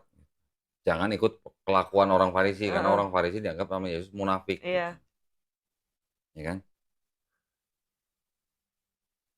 Gimana dong? Sekarang kalau menurut Kesya, Yesus itu Muslim bukan? Tahu nggak artinya Muslim? Muslim itu artinya orang yang berserah diri kepada Sang Pencipta. Artinya, ya, dalam bahasa Arab, Muslim, arti definisi itu begitu. Islam tahu artinya apa? Islam artinya berserah diri. Jadi Muslim adalah orang yang berislam. Gitu. Ya. Iya. Ya, Islam artinya berserah diri atau damai atau selamat atau patuh, taat, tunduk gitulah. Orang yang berserah diri yaitu disebut Muslim. Nah, Yesus kira-kira Muslim bukan? Muslim. Taunya? Karena kan dia ya menyerahkan urusannya kepada Bapa kan? Iya, kepada Bapa. Satu. Kedua, Yesus waktu di Taman Getsemani doanya gimana? Bersujud. Sujud. Karena umat agama apa yang sujud doanya? Muslim. Islam kan? Iya. Yesus kira-kira makan babi nggak di 4 gospel itu? Pernah baca nggak? Enggak. Nggak pernah. Umat beragama apa yang nggak makan babi? Islam. Ya kan? Iya benar. Yesus puasa nggak? Puasa. 40 hari ya? Iya. Umat beragama apa yang puasa sebulan? Islam. Yesus sunat. Umat beragama apa yang sunat? Islam. Kristen sunat nggak? Enggak. Ada yang disunat. Tapi alasannya bukan karena agama. Alasannya karena kesehatan. Kesehatan, betul. Di sini ceritakan Yesus mati dikafanin ya? Iya, benar. Umat beragama apa yang mati dikafanin? Islam. Berarti Yesus Muslim bukan? Gitu kira-kira. Muslim. Bener. Nah, lo mau ikut Yesus atau mau ikut Paulus? Ikut Yesus dong. Jadi Muslim dong. Iya. Iya. Nah, iya. Lo kalau mau ikut Yesus kan berarti jadi Muslim. Heeh. Karena kita orang Muslim yang apa? Yang doanya sujud, disunat, Iya mati betul. dikafanin, nggak makan babi, Puasa, puasa. betul. Kita yang mirip dengan Yesus di cerita ini. Iya betul. Gitu loh. Gimana dong? Betul nggak? Betul betul. Nah, sekarang kita balik ke perjanjian lama. Mm-mm. Tadi kita udah baca kan, ada Mm-mm. Mm. Tuhan bukan manusia, Tuhan bukan manusia. Sekarang di perjanjian lama, ada nggak yang mirip dengan Islam? Ada yang perihal nggak boleh makan Babi. babi kan? Nah, ada nggak wudu? Tahu nggak wudu? Wudu tahu ya? Heeh, heeh. Ada nggak wudu di perjanjian lama? Ada. Ada. Nabi Musa, Nabi Iya, Harun Musa. wudu sebelum Wudu, masuk kemah betul. perjanjian. Membasuh tangan dan Iya. kaki. Sujud ada nggak? Ada. Ada. Abraham sujud. Iya, Ya kan? betul. Terus pakai kerudung nggak? Pakai hijab nggak? Di perjanjian lama. Iya. Nggak, bahkan nggak usah di perjanjian lama. Di Heeh, perjanjian di baru baru pun pun masih pakai tudung. ada tudung. Heeh. Kenapa nggak pakai tudung? Jadi orang Kristen kenapa nggak bertudung? Nah, iya. Paulus sebenarnya nggak semuanya salah. Heeh. Karena kan dia memang orang Yahudi Iya. dari Farisi. Nah, dia mengaku ya dia mengikuti hukum Taurat. Mm-mm. Makanya dia juga memerintahkan wanita yang berdoa ya harus bertudung. Mm-mm. Mm-mm. Ada loh ayatnya. Mm-mm. Pernah baca? Pernah. Bahkan kalau Paulus bilang kalau perempuan nggak bertudung suruh cukur rambut. Iya, suruh botakin lah. Nah, terus lagi di perjanjian lama ada puasa nggak? Ada. Ada puasa. Jadi di perjanjian lama itu sebenarnya kan mirip dengan Islam. Iya. Cuman Islam yang menyempurnakan. Iya, Gitu loh. disempurnakan lagi. Nah, pernah ngeliat kan foto-foto Maria, Ibu Yesus bertudung nggak? Bertudung. Kenapa lu nggak bertudung? Ayo. Kalau ada yang salah mau disanggah silakan loh. Enggak, tapi emang bener. Benar. Itu sih. Jawabannya kenapa? Kristen kok malah tidak mengikuti, Nah iya, itulah. ya kan? Karena Kristen itu sebenarnya mengikuti gereja sebenarnya. Bukan mengikuti Yesus. Oke nih, dari Paulus sudah ada salah. Iya. Salahnya kenapa? Karena Paulus bilang ada yang namanya dosa waris. Mm-mm. Sedangkan Yesus tidak pernah mengajarkan dosa waris. Dosa waris. Ya kan? Paulus mengajarkan dosa waris, dia berarti mengajarkan sesuatu yang tidak diajarkan oleh Yesus. Mm-mm. Tetapi dalam pandangan saya nih, Mm-mm. sebenarnya Paulus tidak menganggap Yesus itu Tuhan seperti Bapa gitu. Mm-hmm. Tidak sebenarnya. Karena Paulus juga bilang di surat-surat dia bilang apa? Karena itu Allah adalah Esa. Iya. Dan pengantara itu juga Esa. Pengantara itu siapa? Yesus. Jadi apakah pengantara ini sama dengan Bapa? Enggak dong. Beda. Ya. Terus Paulus juga bilang, kepala dari seorang perempuan atau dalam konteks istri adalah siapa? Laki-laki. Kepala dari laki-laki siapa? Kristus. Kepala Kristus siapa? Allah. Bapa kan? Iya. Berarti ada apa? Ada hierarki kan? hierarkinya. Ada hierarki. Berarti kalau begitu Paulus berpandangan Yesus sama Bapa sama nggak? Beda dong. Beda. Maksud saya gitu. Anda kan ayatnya pernah baca kan? Iya, iya. Jadi Paulus dia sudah membuat ajaran yang tidak sama dengan Yesus.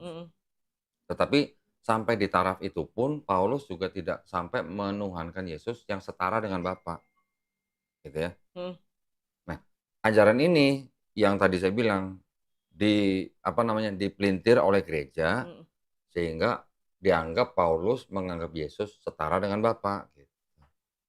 Ada itu ayat-ayatnya yang sebenarnya bukan begitu maksudnya Paulus, tapi sama gereja penerjemahannya dirubah. Dirubah agak melenceng. Jadi kalau kita lihat dari manuskrip yang kuno, kata-katanya itu beda dengan kata-kata yang diterjemahan sekarang. Iya. Kadang waktu itu searching yang di Alkitab sekarang sama kita searching di internet tuh, kalau di internet kan sekarang lebih canggih ya keluar tuh. Oh, ada ayat, ada tafsir, macam-macam. Ada yang beda gitu. Bener. Kan kalau kita salah ini sekian banyak versi nih. Coba buka Lukas 4.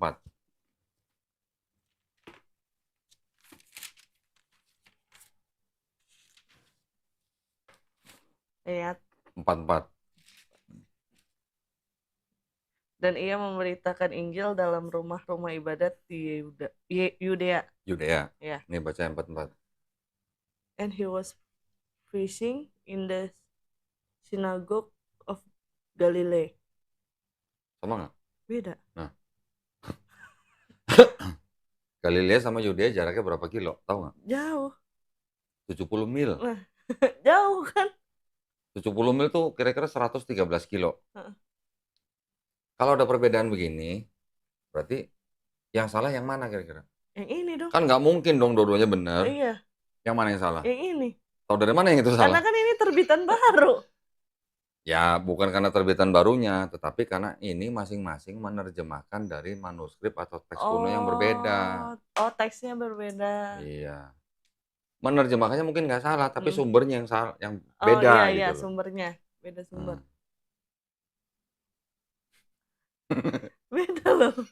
Di Quran ada nggak begini? Nggak ada kan? Hah? Quran di Indonesia Mushaf Hafiz misalnya, dibandingkan dengan Quran yang di Maroko misalnya, Mushaf Waras misalnya. Ada nggak yang perbedaan seperti ini? Nggak ada. Itu yang berbeda hanya variasi bacanya aja. Hmm. Itu udah menemukan perbedaan karena banyak yang habis-habis itu. Hmm. Jadi nemu ada yang beda, langsung tahu. Dari harokatnya ya? Entah dari harokat atau itu aja rata-rata sih dari harokat. Harokat aja. Biasanya perbedaan itu hanya dari harokat, karena kan harokat yang menimbulkan vokal, ya kan? Membacanya dengan vokal. Kemudian panjang pendeknya mungkin. Dari baca panjang pendek dan apa namanya harokat itu kan bisa memang berbeda arti. Nah, tapi bukan huruf hijaiyahnya. Huruf hijaiyahnya pasti semua sama. Nah, memang di Quran apa namanya di Islam ada Quran beberapa mushaf yang berasal dari guru-guru qiraat gitu. Berbeda ngomongnya bacanya. Bisa bahasa Inggris kan? Dikit. Kalau tulisan warna dalam bahasa Inggris tulisannya apa? Color. Color. Colornya C-O-L-O-R atau C-O-L-O-U-R? C-O-L-O-U-R. O-U-R. Yang C-O-L-O-R salah apa benar? Salah. Salahnya? Salah penulisannya. Enggak. Apanya? Sama-sama benar. Oh. Jadi mau yang pakai U atau yang tidak pakai U itu sama benernya. Orang bisa kan Inggris juga ada yang istilahnya apa British, ada yang American gitu kan. Yang Australia? Oh iya benar. Beda lagi. Beda lagi. Kalau ngomong Friday, yang bener Friday atau Friday? Dua-duanya benar. Dua-duanya benar. Dua-duanya benar. Nah, begitu juga dengan di Quran. Ada yang mushaf Hafiz bacanya misalnya Malik Yaumidin. Di Maroko orang bacanya pendek, Malik Yaumidin. Ya, memang kalau di maknanya mungkin bisa sedikit berbeda. Yang satu apa namanya penguasa, yang satu apa lagi raja, tetapi tidak merubah makna satu ayat gitu. Sama kayak tadi Friday sama Friday. Iya benar, ya kan? benar. Nah, itu yang di Quran, yang terjadi di Quran itu begitu. Hanya variasi bacaan. Tidak merubah makna tauhid dalam satu Quran gitu. Tapi kalau begini berubah. Yang satu Yudea, yang satu Galilea. Udah jauh. Bedanya 70 mil gitu. Dan ini nggak cuma satu, masih banyak yang begini. Bisa beda-beda gitu kan? Karena sumber manuskripnya beda. Satu lagi ya contoh ya. Berarti kalau sumber manuskripnya beda ya gimana? Manusia dong yang nulis kan contohnya. Iya, kesalahan penyalin.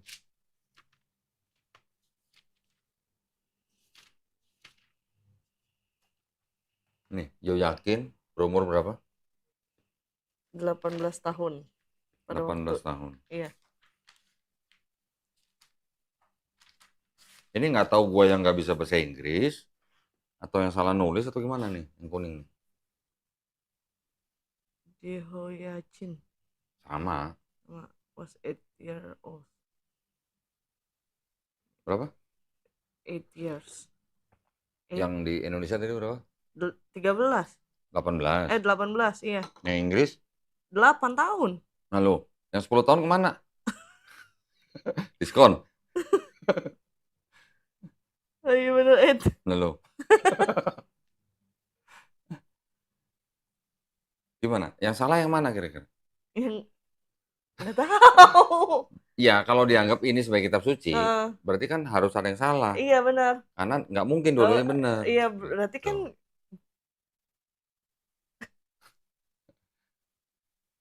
Jelas kan? itu. Dulu nggak pernah baca yang bahasa Inggris pasti. Ya kan? Enggak, iya bener. Bacanya ya udah taunya Alkitab aja. Oke, tadi kan di awal Kesia menanyakan, kenapa kok Yesus menjadi Tuhan? Mm-mm. Gitu ya. Sedangkan kita tahu definisi Tuhan tuh begini-begini kan, tadi kita udah bahas Mm-mm. kan. Kira-kira kalau menurut Jesslyn apa?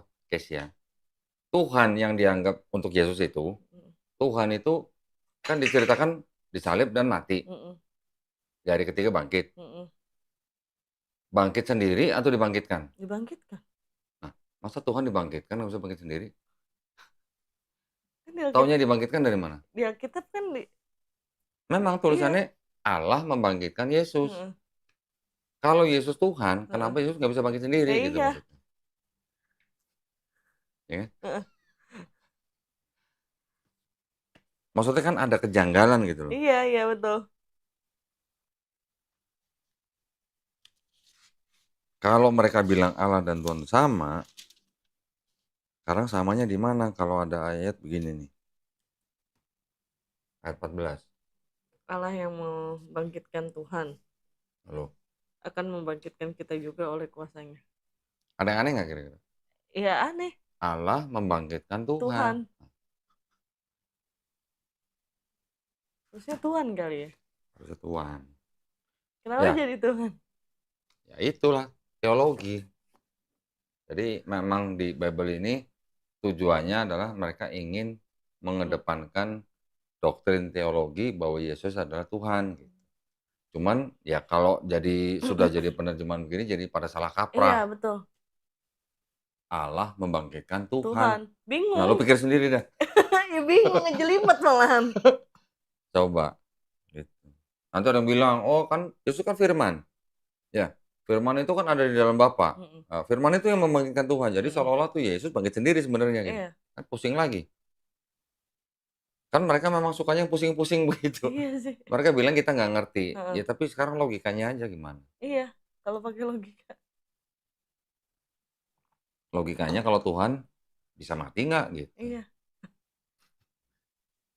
Kan mulainya dari situ. Oh betul. Oke, kalau Tuhan bisa mati nggak?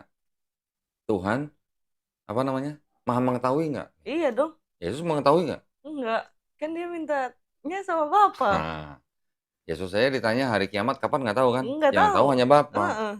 Berarti kalau begitu kan Yesus kan sebagai Tuhan yang limited kalau Iya. begitu. Bukan unlimited. Karena mereka bilang Yesus sepenuhnya manusia, sepenuhnya Tuhan. Iya. Kalau ada sepenuhnya Tuhan berarti kan harusnya unlimited. Iya.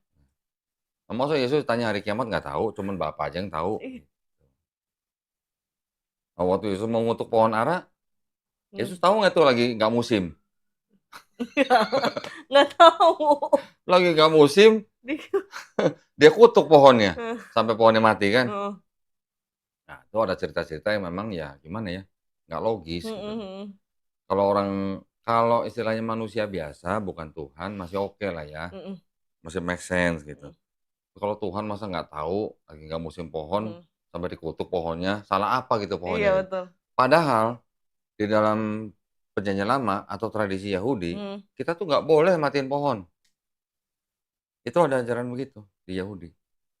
Nah ini kalau dibilang Yesus orang Yahudi mengutuk pohon sampai mati, berarti dia sudah melanggar sendiri daripada tradisi Yahudi. Ya, tapi kan itu terlepas dari cerita itu benar atau enggak gitu loh. Jadi memang di dalam ini buat kita orang Islam memandang Bible itu ya kita tidak menolak 100%, tetapi kita juga tidak bisa menerima 100%. Quran yang kita pakai sebagai batu ujiannya. Pengoreksinya Quran. Jadi kalau di Bible diceritakan Yesus disalib, mati, bangkit hari ketiga, di Quran disebutkan Isa Al-Masih tidak dibunuh, tidak disalib. Tapi yang disalib adalah yang diserupakan. Itu yang jadi batu ujian kita. Karena apa? Karena di abad akhir abad pertama ya, sampai abad kedua, itu ada kelompok Kristen yang nggak percaya Yesus yang disalib. Hmm. Namanya Kristen Basilidean. Ini ada dokumennya. Yang disalib siapa? Simon. Pernah dengar? Simon orang Kirene pernah dengar? Oh iya, Yang manggul salib iya, Yesus. iya, Nah, iya. Si Yesus kan dibantu manggul hmm. salibnya tuh.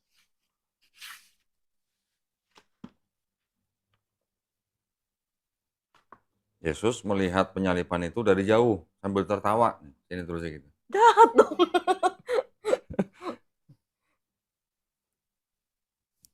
Dan yang disalib adalah Simon orang Kirene gitu. Kok ini diminum ya? Minum loh. Udah dibikinin dari tadi.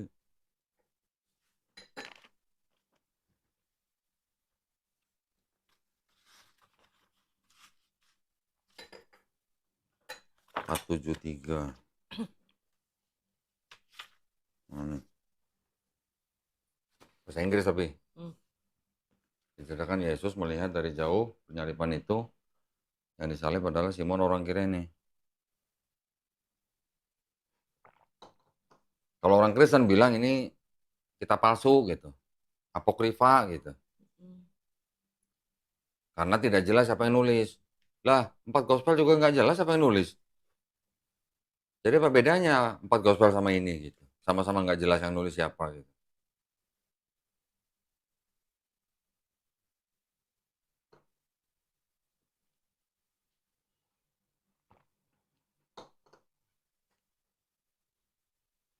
Dia ketawa. Kira-kira Yesus nikah nggak? Enggak. Nah, Enggak. di tradisi Yahudi, kalau orang dibilang rabi, itu syaratnya dulu harus nikah. Yesus di Bible disebut rabi nggak? Tapi. Hah? Biasa sih Bible disebut rabi nggak? Iya. Iya kan? Bener. Nih, mau gue cariin ayatnya. Ada muridnya Yesus yang manggil Yesus rabi. Iya, iya, ada, bener. Ada.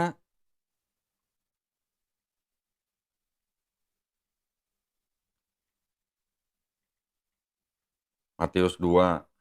Sebentar. Matius 26, 25. Yang manggil Yesus rabi Yudas lagi.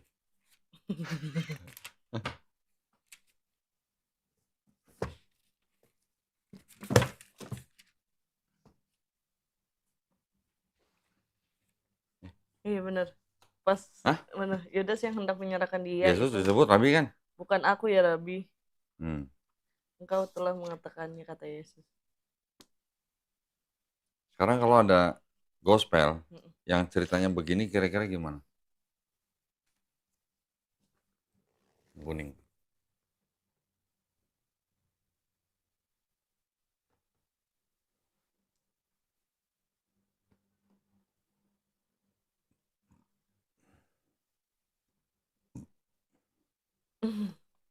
Dah, kok ketawa? Bacain dong.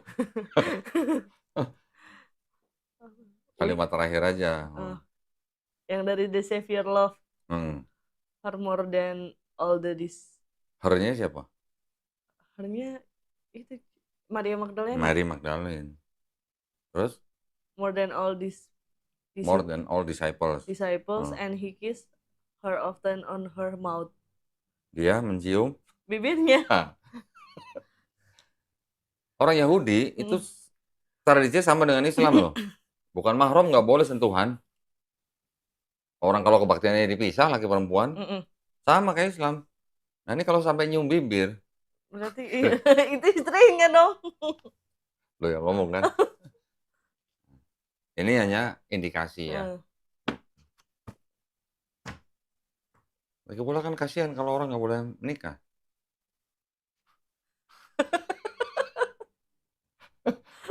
Bener nggak? Bener. Manusia kan fitrahnya ya memang untuk berketurunan gitu, untuk menikah. Gitu. Karena kalau sampai ada petinggi agama yang nggak boleh nikah, jatuh-jatuhnya apa? Tuh di Perancis ada gereja Katolik, di bawahnya banyak kerangka anak-anak kecil korban pedofil. Serem ya. Yang melakukan siapa? Romonya. Ya pastor-pastor. Ya karena nggak boleh menikah, jadi begitu. karena melanggar fitrah gitu loh istilahnya. Coba menikah. Nggak kayak gitu lah. Gitu maksudnya. Ya kan? Gimana? Ada yang mau tanya lagi? Oh iya, kayak kenapa di Alkitab itu ceritanya Yesus tuh apa lebih kayak tiba-tiba dia udah gede aja nggak diceritain tuh. Yang kecil. Oh, Dari umur 12 tahun sampai 30 nggak diceritain. Ya, apa ya? Gini, jadi ada gospel-gospel juga. Ini kan yang 4 gospel, Matius, Markus, Lukas, Yohanes kan disebut gospel ya. Kisah tentang Yesus. Tetapi kenapa nggak ada cerita-cerita Yesus yang dari kecil gitu kan? Sebenarnya ada, cuman nggak dimasukin Bible. Nah iya. Nah, gitu. Mau tahu ceritanya apa? Apa?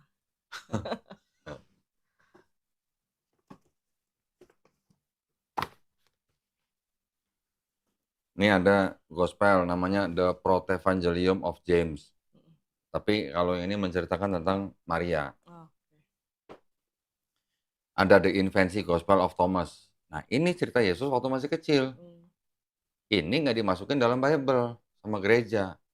Kenapa? Itu yang mereka harus jawab gitu.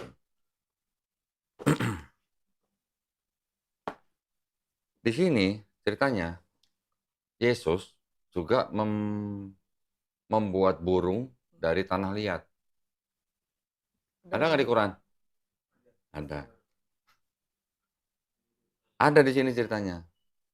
Ini nggak masuk situ. Nah, iya, Kenapa orang Kristen tidak memasukkan ini? Ya, orang-orang Kristen sekarang bilang, oh ini adalah yang disebut dengan apokrifa. Apokrifa itu zaman dulu dianggapnya adalah yang dirahasiakan. Nah, jadi tidak semua orang boleh baca. Itu dulu namanya apokrifa. Zaman sekarang orang Kristen bilang apokrifa itu palsu, kitab palsu, karena tidak jelas siapa yang nulis. Gitu. Sedangkan 4 gospel itu Matius, Markus, Lukas, Yohanes juga sebenarnya nggak ada. yang nulis kan? Nggak tahu siapa yang nulis. Nah, iya, Jadi apa bedanya itu sama ini Iya. gitu loh. Kenapa yang itu masuk, kenapa ini enggak gitu. Ya. Jadi kalau mau bilang ini dongeng, sebenarnya 4 gospel itu juga dongeng. Iya. Kalau berdasarkan standar ini nggak tahu siapa yang nulis ya. Gitu.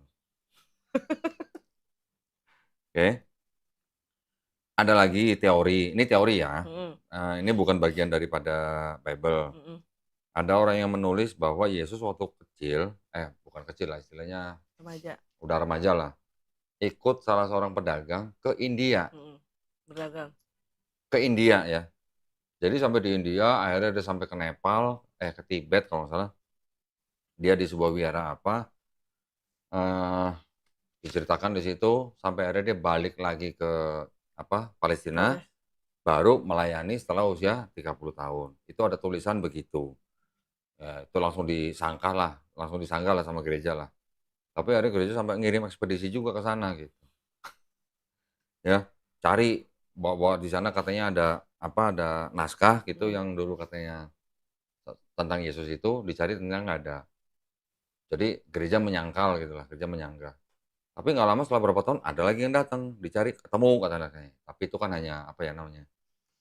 Di luar inilah pokoknya, di luar kitab lah. Itu orang yang bilang begitu. Nanti ada lagi pendeta yang bilang Yesus waktu masih kecil sekolah. Sekolah bantu bapaknya jadi tukang kayu, ada yang bilang begitu. Ya, jadi karena memang tidak masuk ke sini, jadi kita tidak punya informasi yang jelas tentang kehidupan Yesus dari mulai dia umur 12 tahun sampai umur 30 tahun. Salah satu yang saya punya ini. Oke. Ada lagi? Nah, kayak apa namanya? Ini agak jauh sih. Kayak kan akhir zaman. Akhir zaman itu kan katanya Yesus itu kan datang kedua kalinya untuk nebus dosa manusia. Bukan untuk nebus dosa manusia, untuk menjadi hakim yang adil. Iya. Ya. Nah, cuman kan kalau misalnya kitanya salah kaprah untuk orang-orang kan nyebutnya ya kayak saya gitu kok. Ntar juga Yesus datang lagi ke dunia buat nebus dosa gitu. Ya. Sekarang bacain aja ya.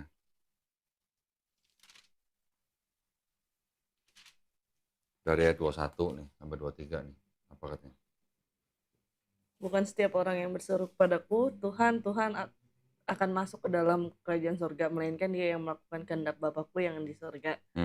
Pada hari terakhir banyak orang yang akan berseru kepadaku, Tuhan, Tuhan, bukankah kami bernubuat demi namamu dan mengusir setan demi namamu dan mengadakan banyak mukjizat demi namamu juga. Pada waktu itulah aku akan berterus terang kepada mereka dan berkata, aku tidak pernah mengenal kamu, inyalah daripadaku kamu sekalian pembuat kejahatan. Sekarang umat mana yang nyebut Yesus sebagai Tuhan? Kristen. Umat mana yang bernubuat dalam nama Yesus? Kristen. Umat mana yang membuat mujizat dalam nama Yesus? Kristen. Umat mana yang mengusir setan dalam nama Yesus? Kristen. Kata Yesus apa? Enyahlah. Enyahlah. Nah lo, gimana dong? Dia aja nggak mau istilahnya. Nah lo, gimana dong? Bisa dipikir sendiri kan? Iya. Ayat itu kan? Kita nggak menafsirkan loh. Iya. Kita hanya membaca teks aja. Iya, harusnya kan orang mikir logis dari situ. Sekarang umat mana yang tadi saya bilang nyebut Yesus sebagai Tuhan? Ya umat Kristen. Iya, Kristen Lah kok malah disuruh pergi? Gimana dong? Mau lo diusir sama Yesus? Enggak. Saya kan nggak mengarang. Saya cuma ngasih ayat, baca sendiri. Gitu. Betul. Oke, orang Kristen nanti akan bilang, oh ini untuk guru-guru sesat katanya. Ini kan perikopnya apa? Hal pengajaran yang sesat. Pengajaran sesat. Tetapi dari ayat-ayat ini kan kita tinggal nanya tadi yang saya tanya 4 pertanyaan.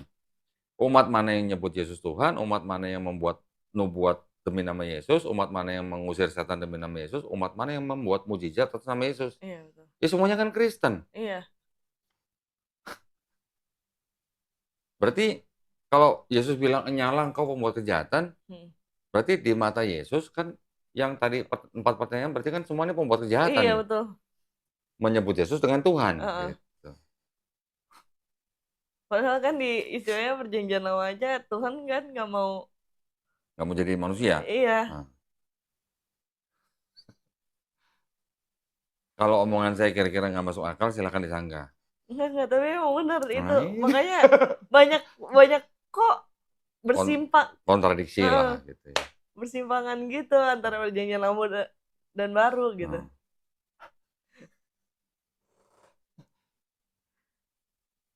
Gimana? Saya cuma ngasih ayat, baca sendiri. Betul. Kalau dibilangin untuk guru sesat ya tinggal balikin lagi. Yang nyebut Yesus Tuhan siapa? Kristen bukan. Iya. Gitu. Konsekuensinya ada di mereka maksudnya. Iya, betul. Beban itu ada di mereka. Iya. Kalau mereka mau jujur, tidak menyebut Yesus ini sebagai Tuhan, otomatis terjemahnya berubah semua dan maknanya berubah. Iya. Ya kan? Iya, betul. Tapi karena yang membuat Bible ini konsisten dengan mencantumkan Yesus sebagai Tuhan, otomatis konsekuensinya begini. Yang menyebut Yesus Tuhan mereka sendiri, yang bakal diusir ya mereka sendiri gitu. Saya cuma ngasih ayat. Betul. Sebenarnya kan nggak susah gitu lah. Dengan kita menggunakan akal yang sudah dikaruniakan oleh Tuhan untuk mencerna, ya kan? Informasi yang ada di sini, kan kita bisa tahu, oh ini nggak masuk akal, oh ini kontradiksi, oh ini ayat palsu.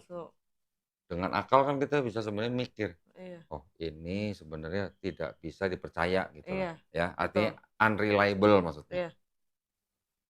Dilihat dari siapa yang nulis nggak tahu, dilihat daripada otentitas ayatnya juga kita tadi udah baca. Iya, banyak. Jadi kalau begitu loh bagaimana gitu.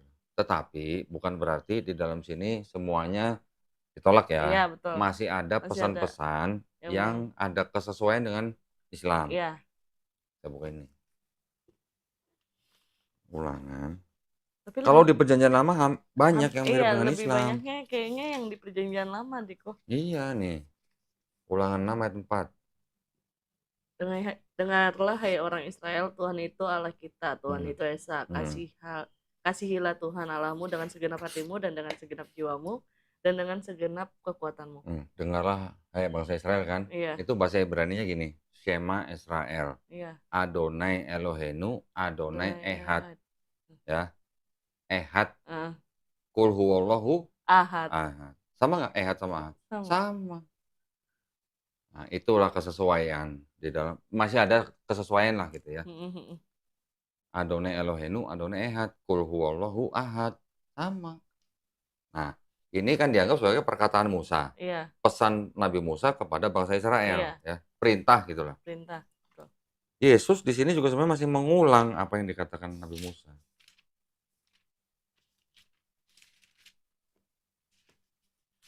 Lukas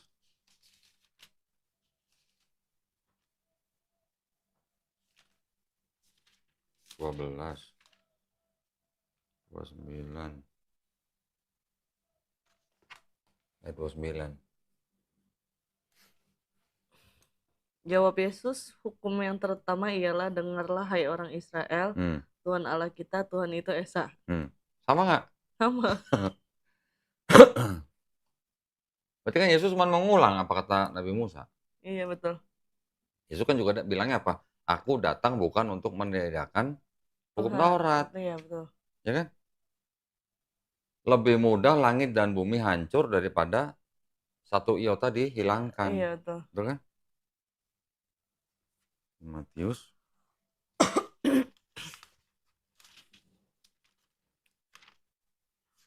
jadi saya bukan nafsirkan loh. Iya kita baca. Cuma baca. Janganlah kamu menyangka bahwa aku datang untuk meniadakan hukum Taurat atau kitab para nabi. Aku datang bukan untuk meniadakannya, melainkan untuk menggenapinya. Karena aku berkata kepadamu, sesungguhnya selama belum lenyap langit dan bumi, satu iota atau satu titik pun tidak akan ditiadakan dari hukum Taurat sebelum semuanya terjadi.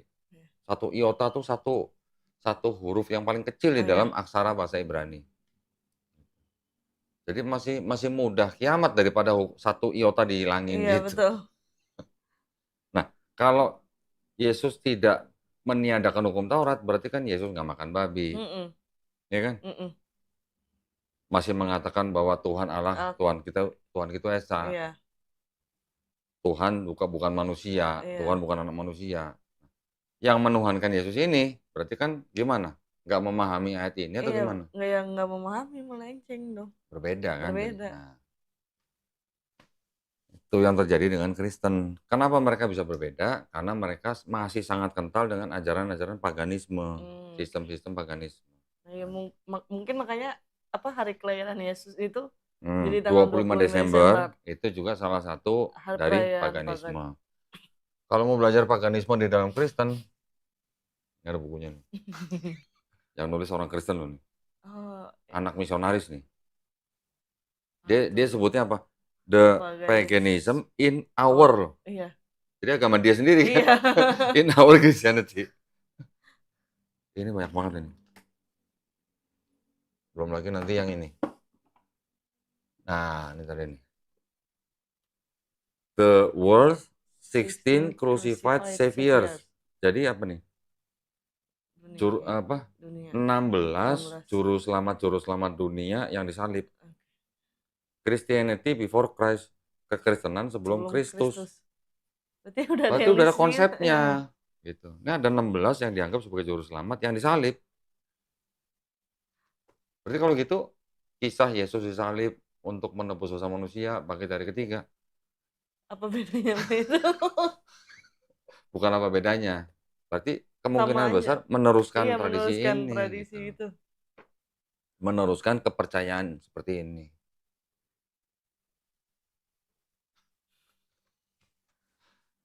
Gue cuma kebetulan ya beli ini ya. Kalau mau nyangga bukunya ya, bukan nyangga saya ya. Ya, gitu ya. Masih banyak yang bisa dibahas sebenarnya. Kalau ada pertanyaan silakan. Kalau udah nggak ada pertanyaan, sekarang gimana selanjutnya? Mau ikut Maria dan Yesus atau mau ikut Paulus dan gereja gitu aja. Mau ikut Maria dan Yesus dong. Yesus Muslim bukan? Iya. Nah, jadi? Ya Muslim. Gimana? Mau masuk Islam? Iya. Alhamdulillah. Udah bener niat, udah mantap niatnya. Oke, saya maksa nggak? Enggak. Enggak ya, saya cuma memberikan fakta ya. Alhamdulillah. Kalau memang sudah mantap, kita siapkan untuk prosesi syahadat. Di dalam Islam ada yang disebut dengan 5 rukun Islam, ya kan? Pertama bersyahadat. Mm. Yang kedua, masih ingat dong? Setelah bersyahadat, sholat, Sholat. zakat, puasa, haji jika mampu. Iya. Ya. Bismillahirrahmanirrahim. Assalamualaikum warahmatullahi wabarakatuh. Alhamdulillahirrabbilalamin. Wassalatu wassalamu ala rasulillah. Puja dan puji syukur kita panjatkan kehadirat Allah Subhanahu wa taala. Pada hari ini saya kedatangan dua orang tamu ya sebenarnya. Yang satu nih saudari Keisha. Iya. Keisha. Oh iya, boleh pinjam KTP nggak? KTP-nya di. Oh, tolong diambilin. Jangan. Kan juga harus difoto untuk sertifikat.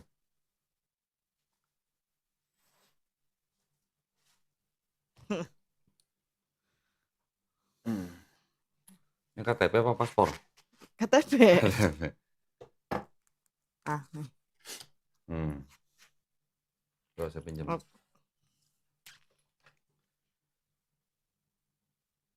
Kesia Aprilia. Oh iya. Kok lahirnya Bulan Mei. nggak bulan April? Jangan ditanya itunya. Salah kasih nama nih kayaknya orang tua nih. Iya, papa kedemanan sama MotoGP. Ah serius? Iya, Aprilia, makanya nyasar Aprilia. Walah, saya juga ini penggemar MotoGP Iya, saya. pembalap MotoGP namanya Aprilia. Walah. Oke, Kesia Aprilia. Lahir Jakarta, saya nggak sebutin tanggal lahirnya ya. Alamatnya di Jakarta Timur, agama Kristen ya, di sini masih Kristen. Saya foto dulu.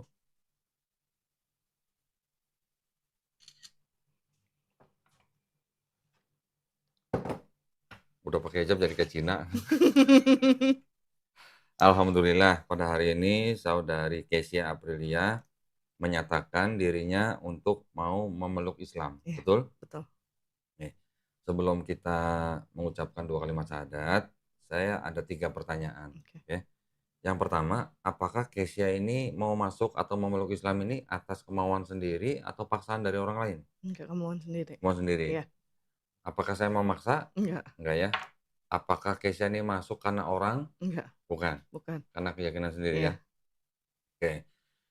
Karena di dalam mengucapkan 2 kalimat syahadat itu memang ada ilmunya, ya. Tapi mungkin saya tidak usah jelaskan panjang lebar di sini. Yang penting dalam hati Kesia ini sudah meyakini bahwa Allah Subhanahu wa taala itu adalah Maha Esa, ya.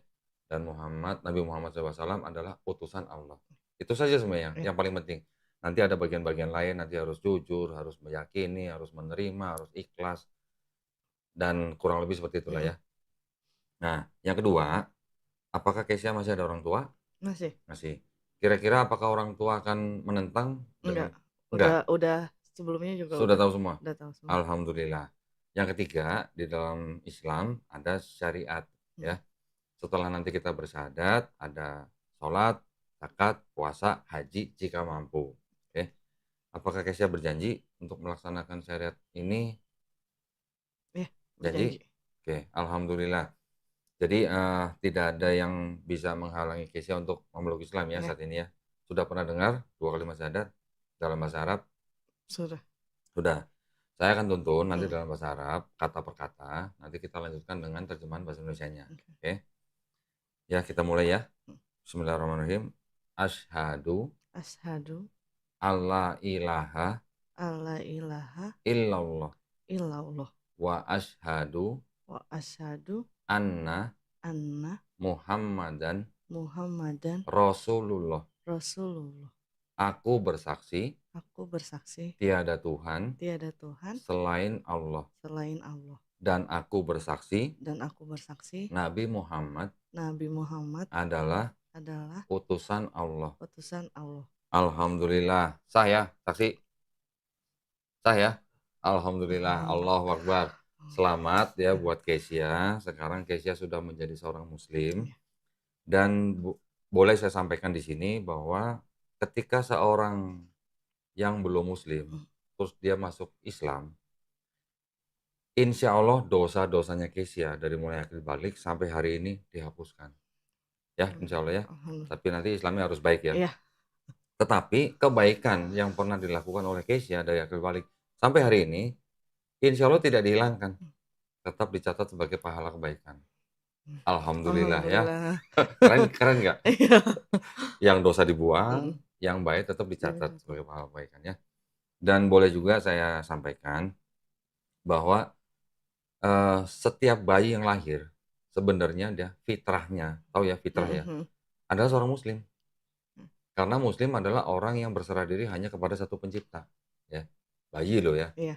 Ketika dia besar, dia menjadi Yahudi, Kristen, Majusi karena orang tuanya. Jadi ketika bayi itu nanti besar, dia mendengar soal Islam dan dia menerima Islam, bahkan sampai dia memeluk Mmm. Islam, sebenarnya orang itu tidak pindah agama, Oke. tetapi orang itu kembali ke Ke fitrahnya fitrahnya. sebagai orang yang hanya berserah diri kepada satu Betul. pencipta. Paham ya? Paham. Alhamdulillah Alhamdulillah. dong. Alhamdulillah. Berarti balik ke fitrah. Iya. Berarti kita adalah orang-orang yang kembali ke fitrahnya, ya. Iya. Alhamdulillah, sekali lagi selamat buat Kesya, mudah-mudahan istiqomah Mmm. ya dan husnul khotimah. Iya. Ini ada buku Mhm. tuntunan sholat ya, nanti silakan dibaca. Mhm. Di dalamnya juga ada sedikit uang, jangan dilihat jumlahnya. Iya. Uang ini adalah zakat yang memang diperuntukkan untuk para mualaf, Oke. oke. Mau kaya, mau miskin pokoknya harus terima aja pokoknya nih. Oke. Karena mualaf adalah salah satu dari 8 asnaf yang memang berhak atas zakat, ya tolong diterima. Nah, ini juga ada mushaf Quran. Iya. Alhamdulillah, ini mushafnya keren, ini mushaf, istilahnya apa ya, eee, pemberian Iya. ya dari subscriber channel Donditan, Oke. yang ditujukan untuk memang para mualaf Mualaf. yang bersyahadat di tempat ini. Alhamdulillah ya, ini tolong Alhamdulillah. diterima. Juga saya ada bingkisan, ada mukena, saya nggak ini sajadah kalau nggak salah, Iya. oke. Tolong diterima ya, Iya, mudah-mudahan Kak. bermanfaat. Bisa masukin sini aja. Mudah-mudahan muat nih. Muat. Hah? Muat, Kalau muat. nggak muat nanti cari tas yang lebih gede Iya. berarti. Kebetulan bawa tas gede kok. Oh udah bawa tas yang gede ya? Mau belanja ya? Enggak, emang bawa tas itu, tas kerja. Kirain mau belanja. Baik ya, ini tolong diterima ya. Oke. KTP-nya saya kembalikan. Oke. Nanti sertifikatnya kita akan kirim. Mhm. Tolong dikirimin alat pengirimannya ya. Mhm. Alamat pengirimannya sama nggak dengan KTP? Nanti tolong WhatsApp aja ke Mbak Suci ya. Oh iya. Baik, sekali lagi selamat ya. Iya. Mudah-mudahan Kesya diberikan kekuatan dan kesabaran sebagai muslim. Ya. Nanti kita tinggal menjalankan perintahnya, Mhm. menjauhi larangannya. Iya. Udah, sesimpel itu. Iya. Gitu ya. Ya walaupun nanti dengan ujian ya, Mhm. namanya orang hidup pasti ada ujian. Mau dia agama apapun, semuanya pasti ujian. Pasti ada ujian. Tinggal bagaimana kita beriman atau tidak. Iya, betul. Oke. Setiap napas kita adalah ujian. Mau sehat, mau sehat, mau sakit, mau kaya, mau miskin, semuanya itu adalah ujian. Iya. Justru ujian yang paling berat itu pada waktu kita jadi orang kaya. Iya, betul. Betul ya? Betul. Nanti bisa memahami lah itu ya. Jadi saya berdoa mudah-mudahan Kesya bisa menjadi muslim yang istiqomah dan husnul khotimah. Amin. Jangan lupa doain saya dan teman-teman semua ya. Oke. Karena doanya seorang mualaf itu lebih manjur daripada doa kita-kita yang sudah lama nih mungkin ya. Baik, sekali lagi selamat. Makasih, Mudah-mudahan Kak. kita semuanya juga istiqomah dan husnul khotimah. Terima kasih banyak atas perhatiannya para pemirsa. Mudah-mudahan prosesi syahadat ini juga bisa menguatkan iman ya dan akidah kita semua. Juga memberi manfaat buat kita semua. Bagi para pemirsa yang ingin mendukung perjuangan dakwah kami, dipersilahkan bisa mengirimkan ke BSI dengan nomor rekening 111 8899 atas nama YPM atau HIT Jakarta. Bisa mengkonfirmasikan ke nomor handphone 0813 9883 7007. Barakallahu fikum, semoga partisipasi para pemirsa diterima di sisi Allah Subhanahu wa taala sebagai amal jariah ya. Amin ya rabbal alamin. Baik, kalau begitu akhir kata, wabillahi taufiq wal hidayah. Wassalamualaikum warahmatullahi wabarakatuh.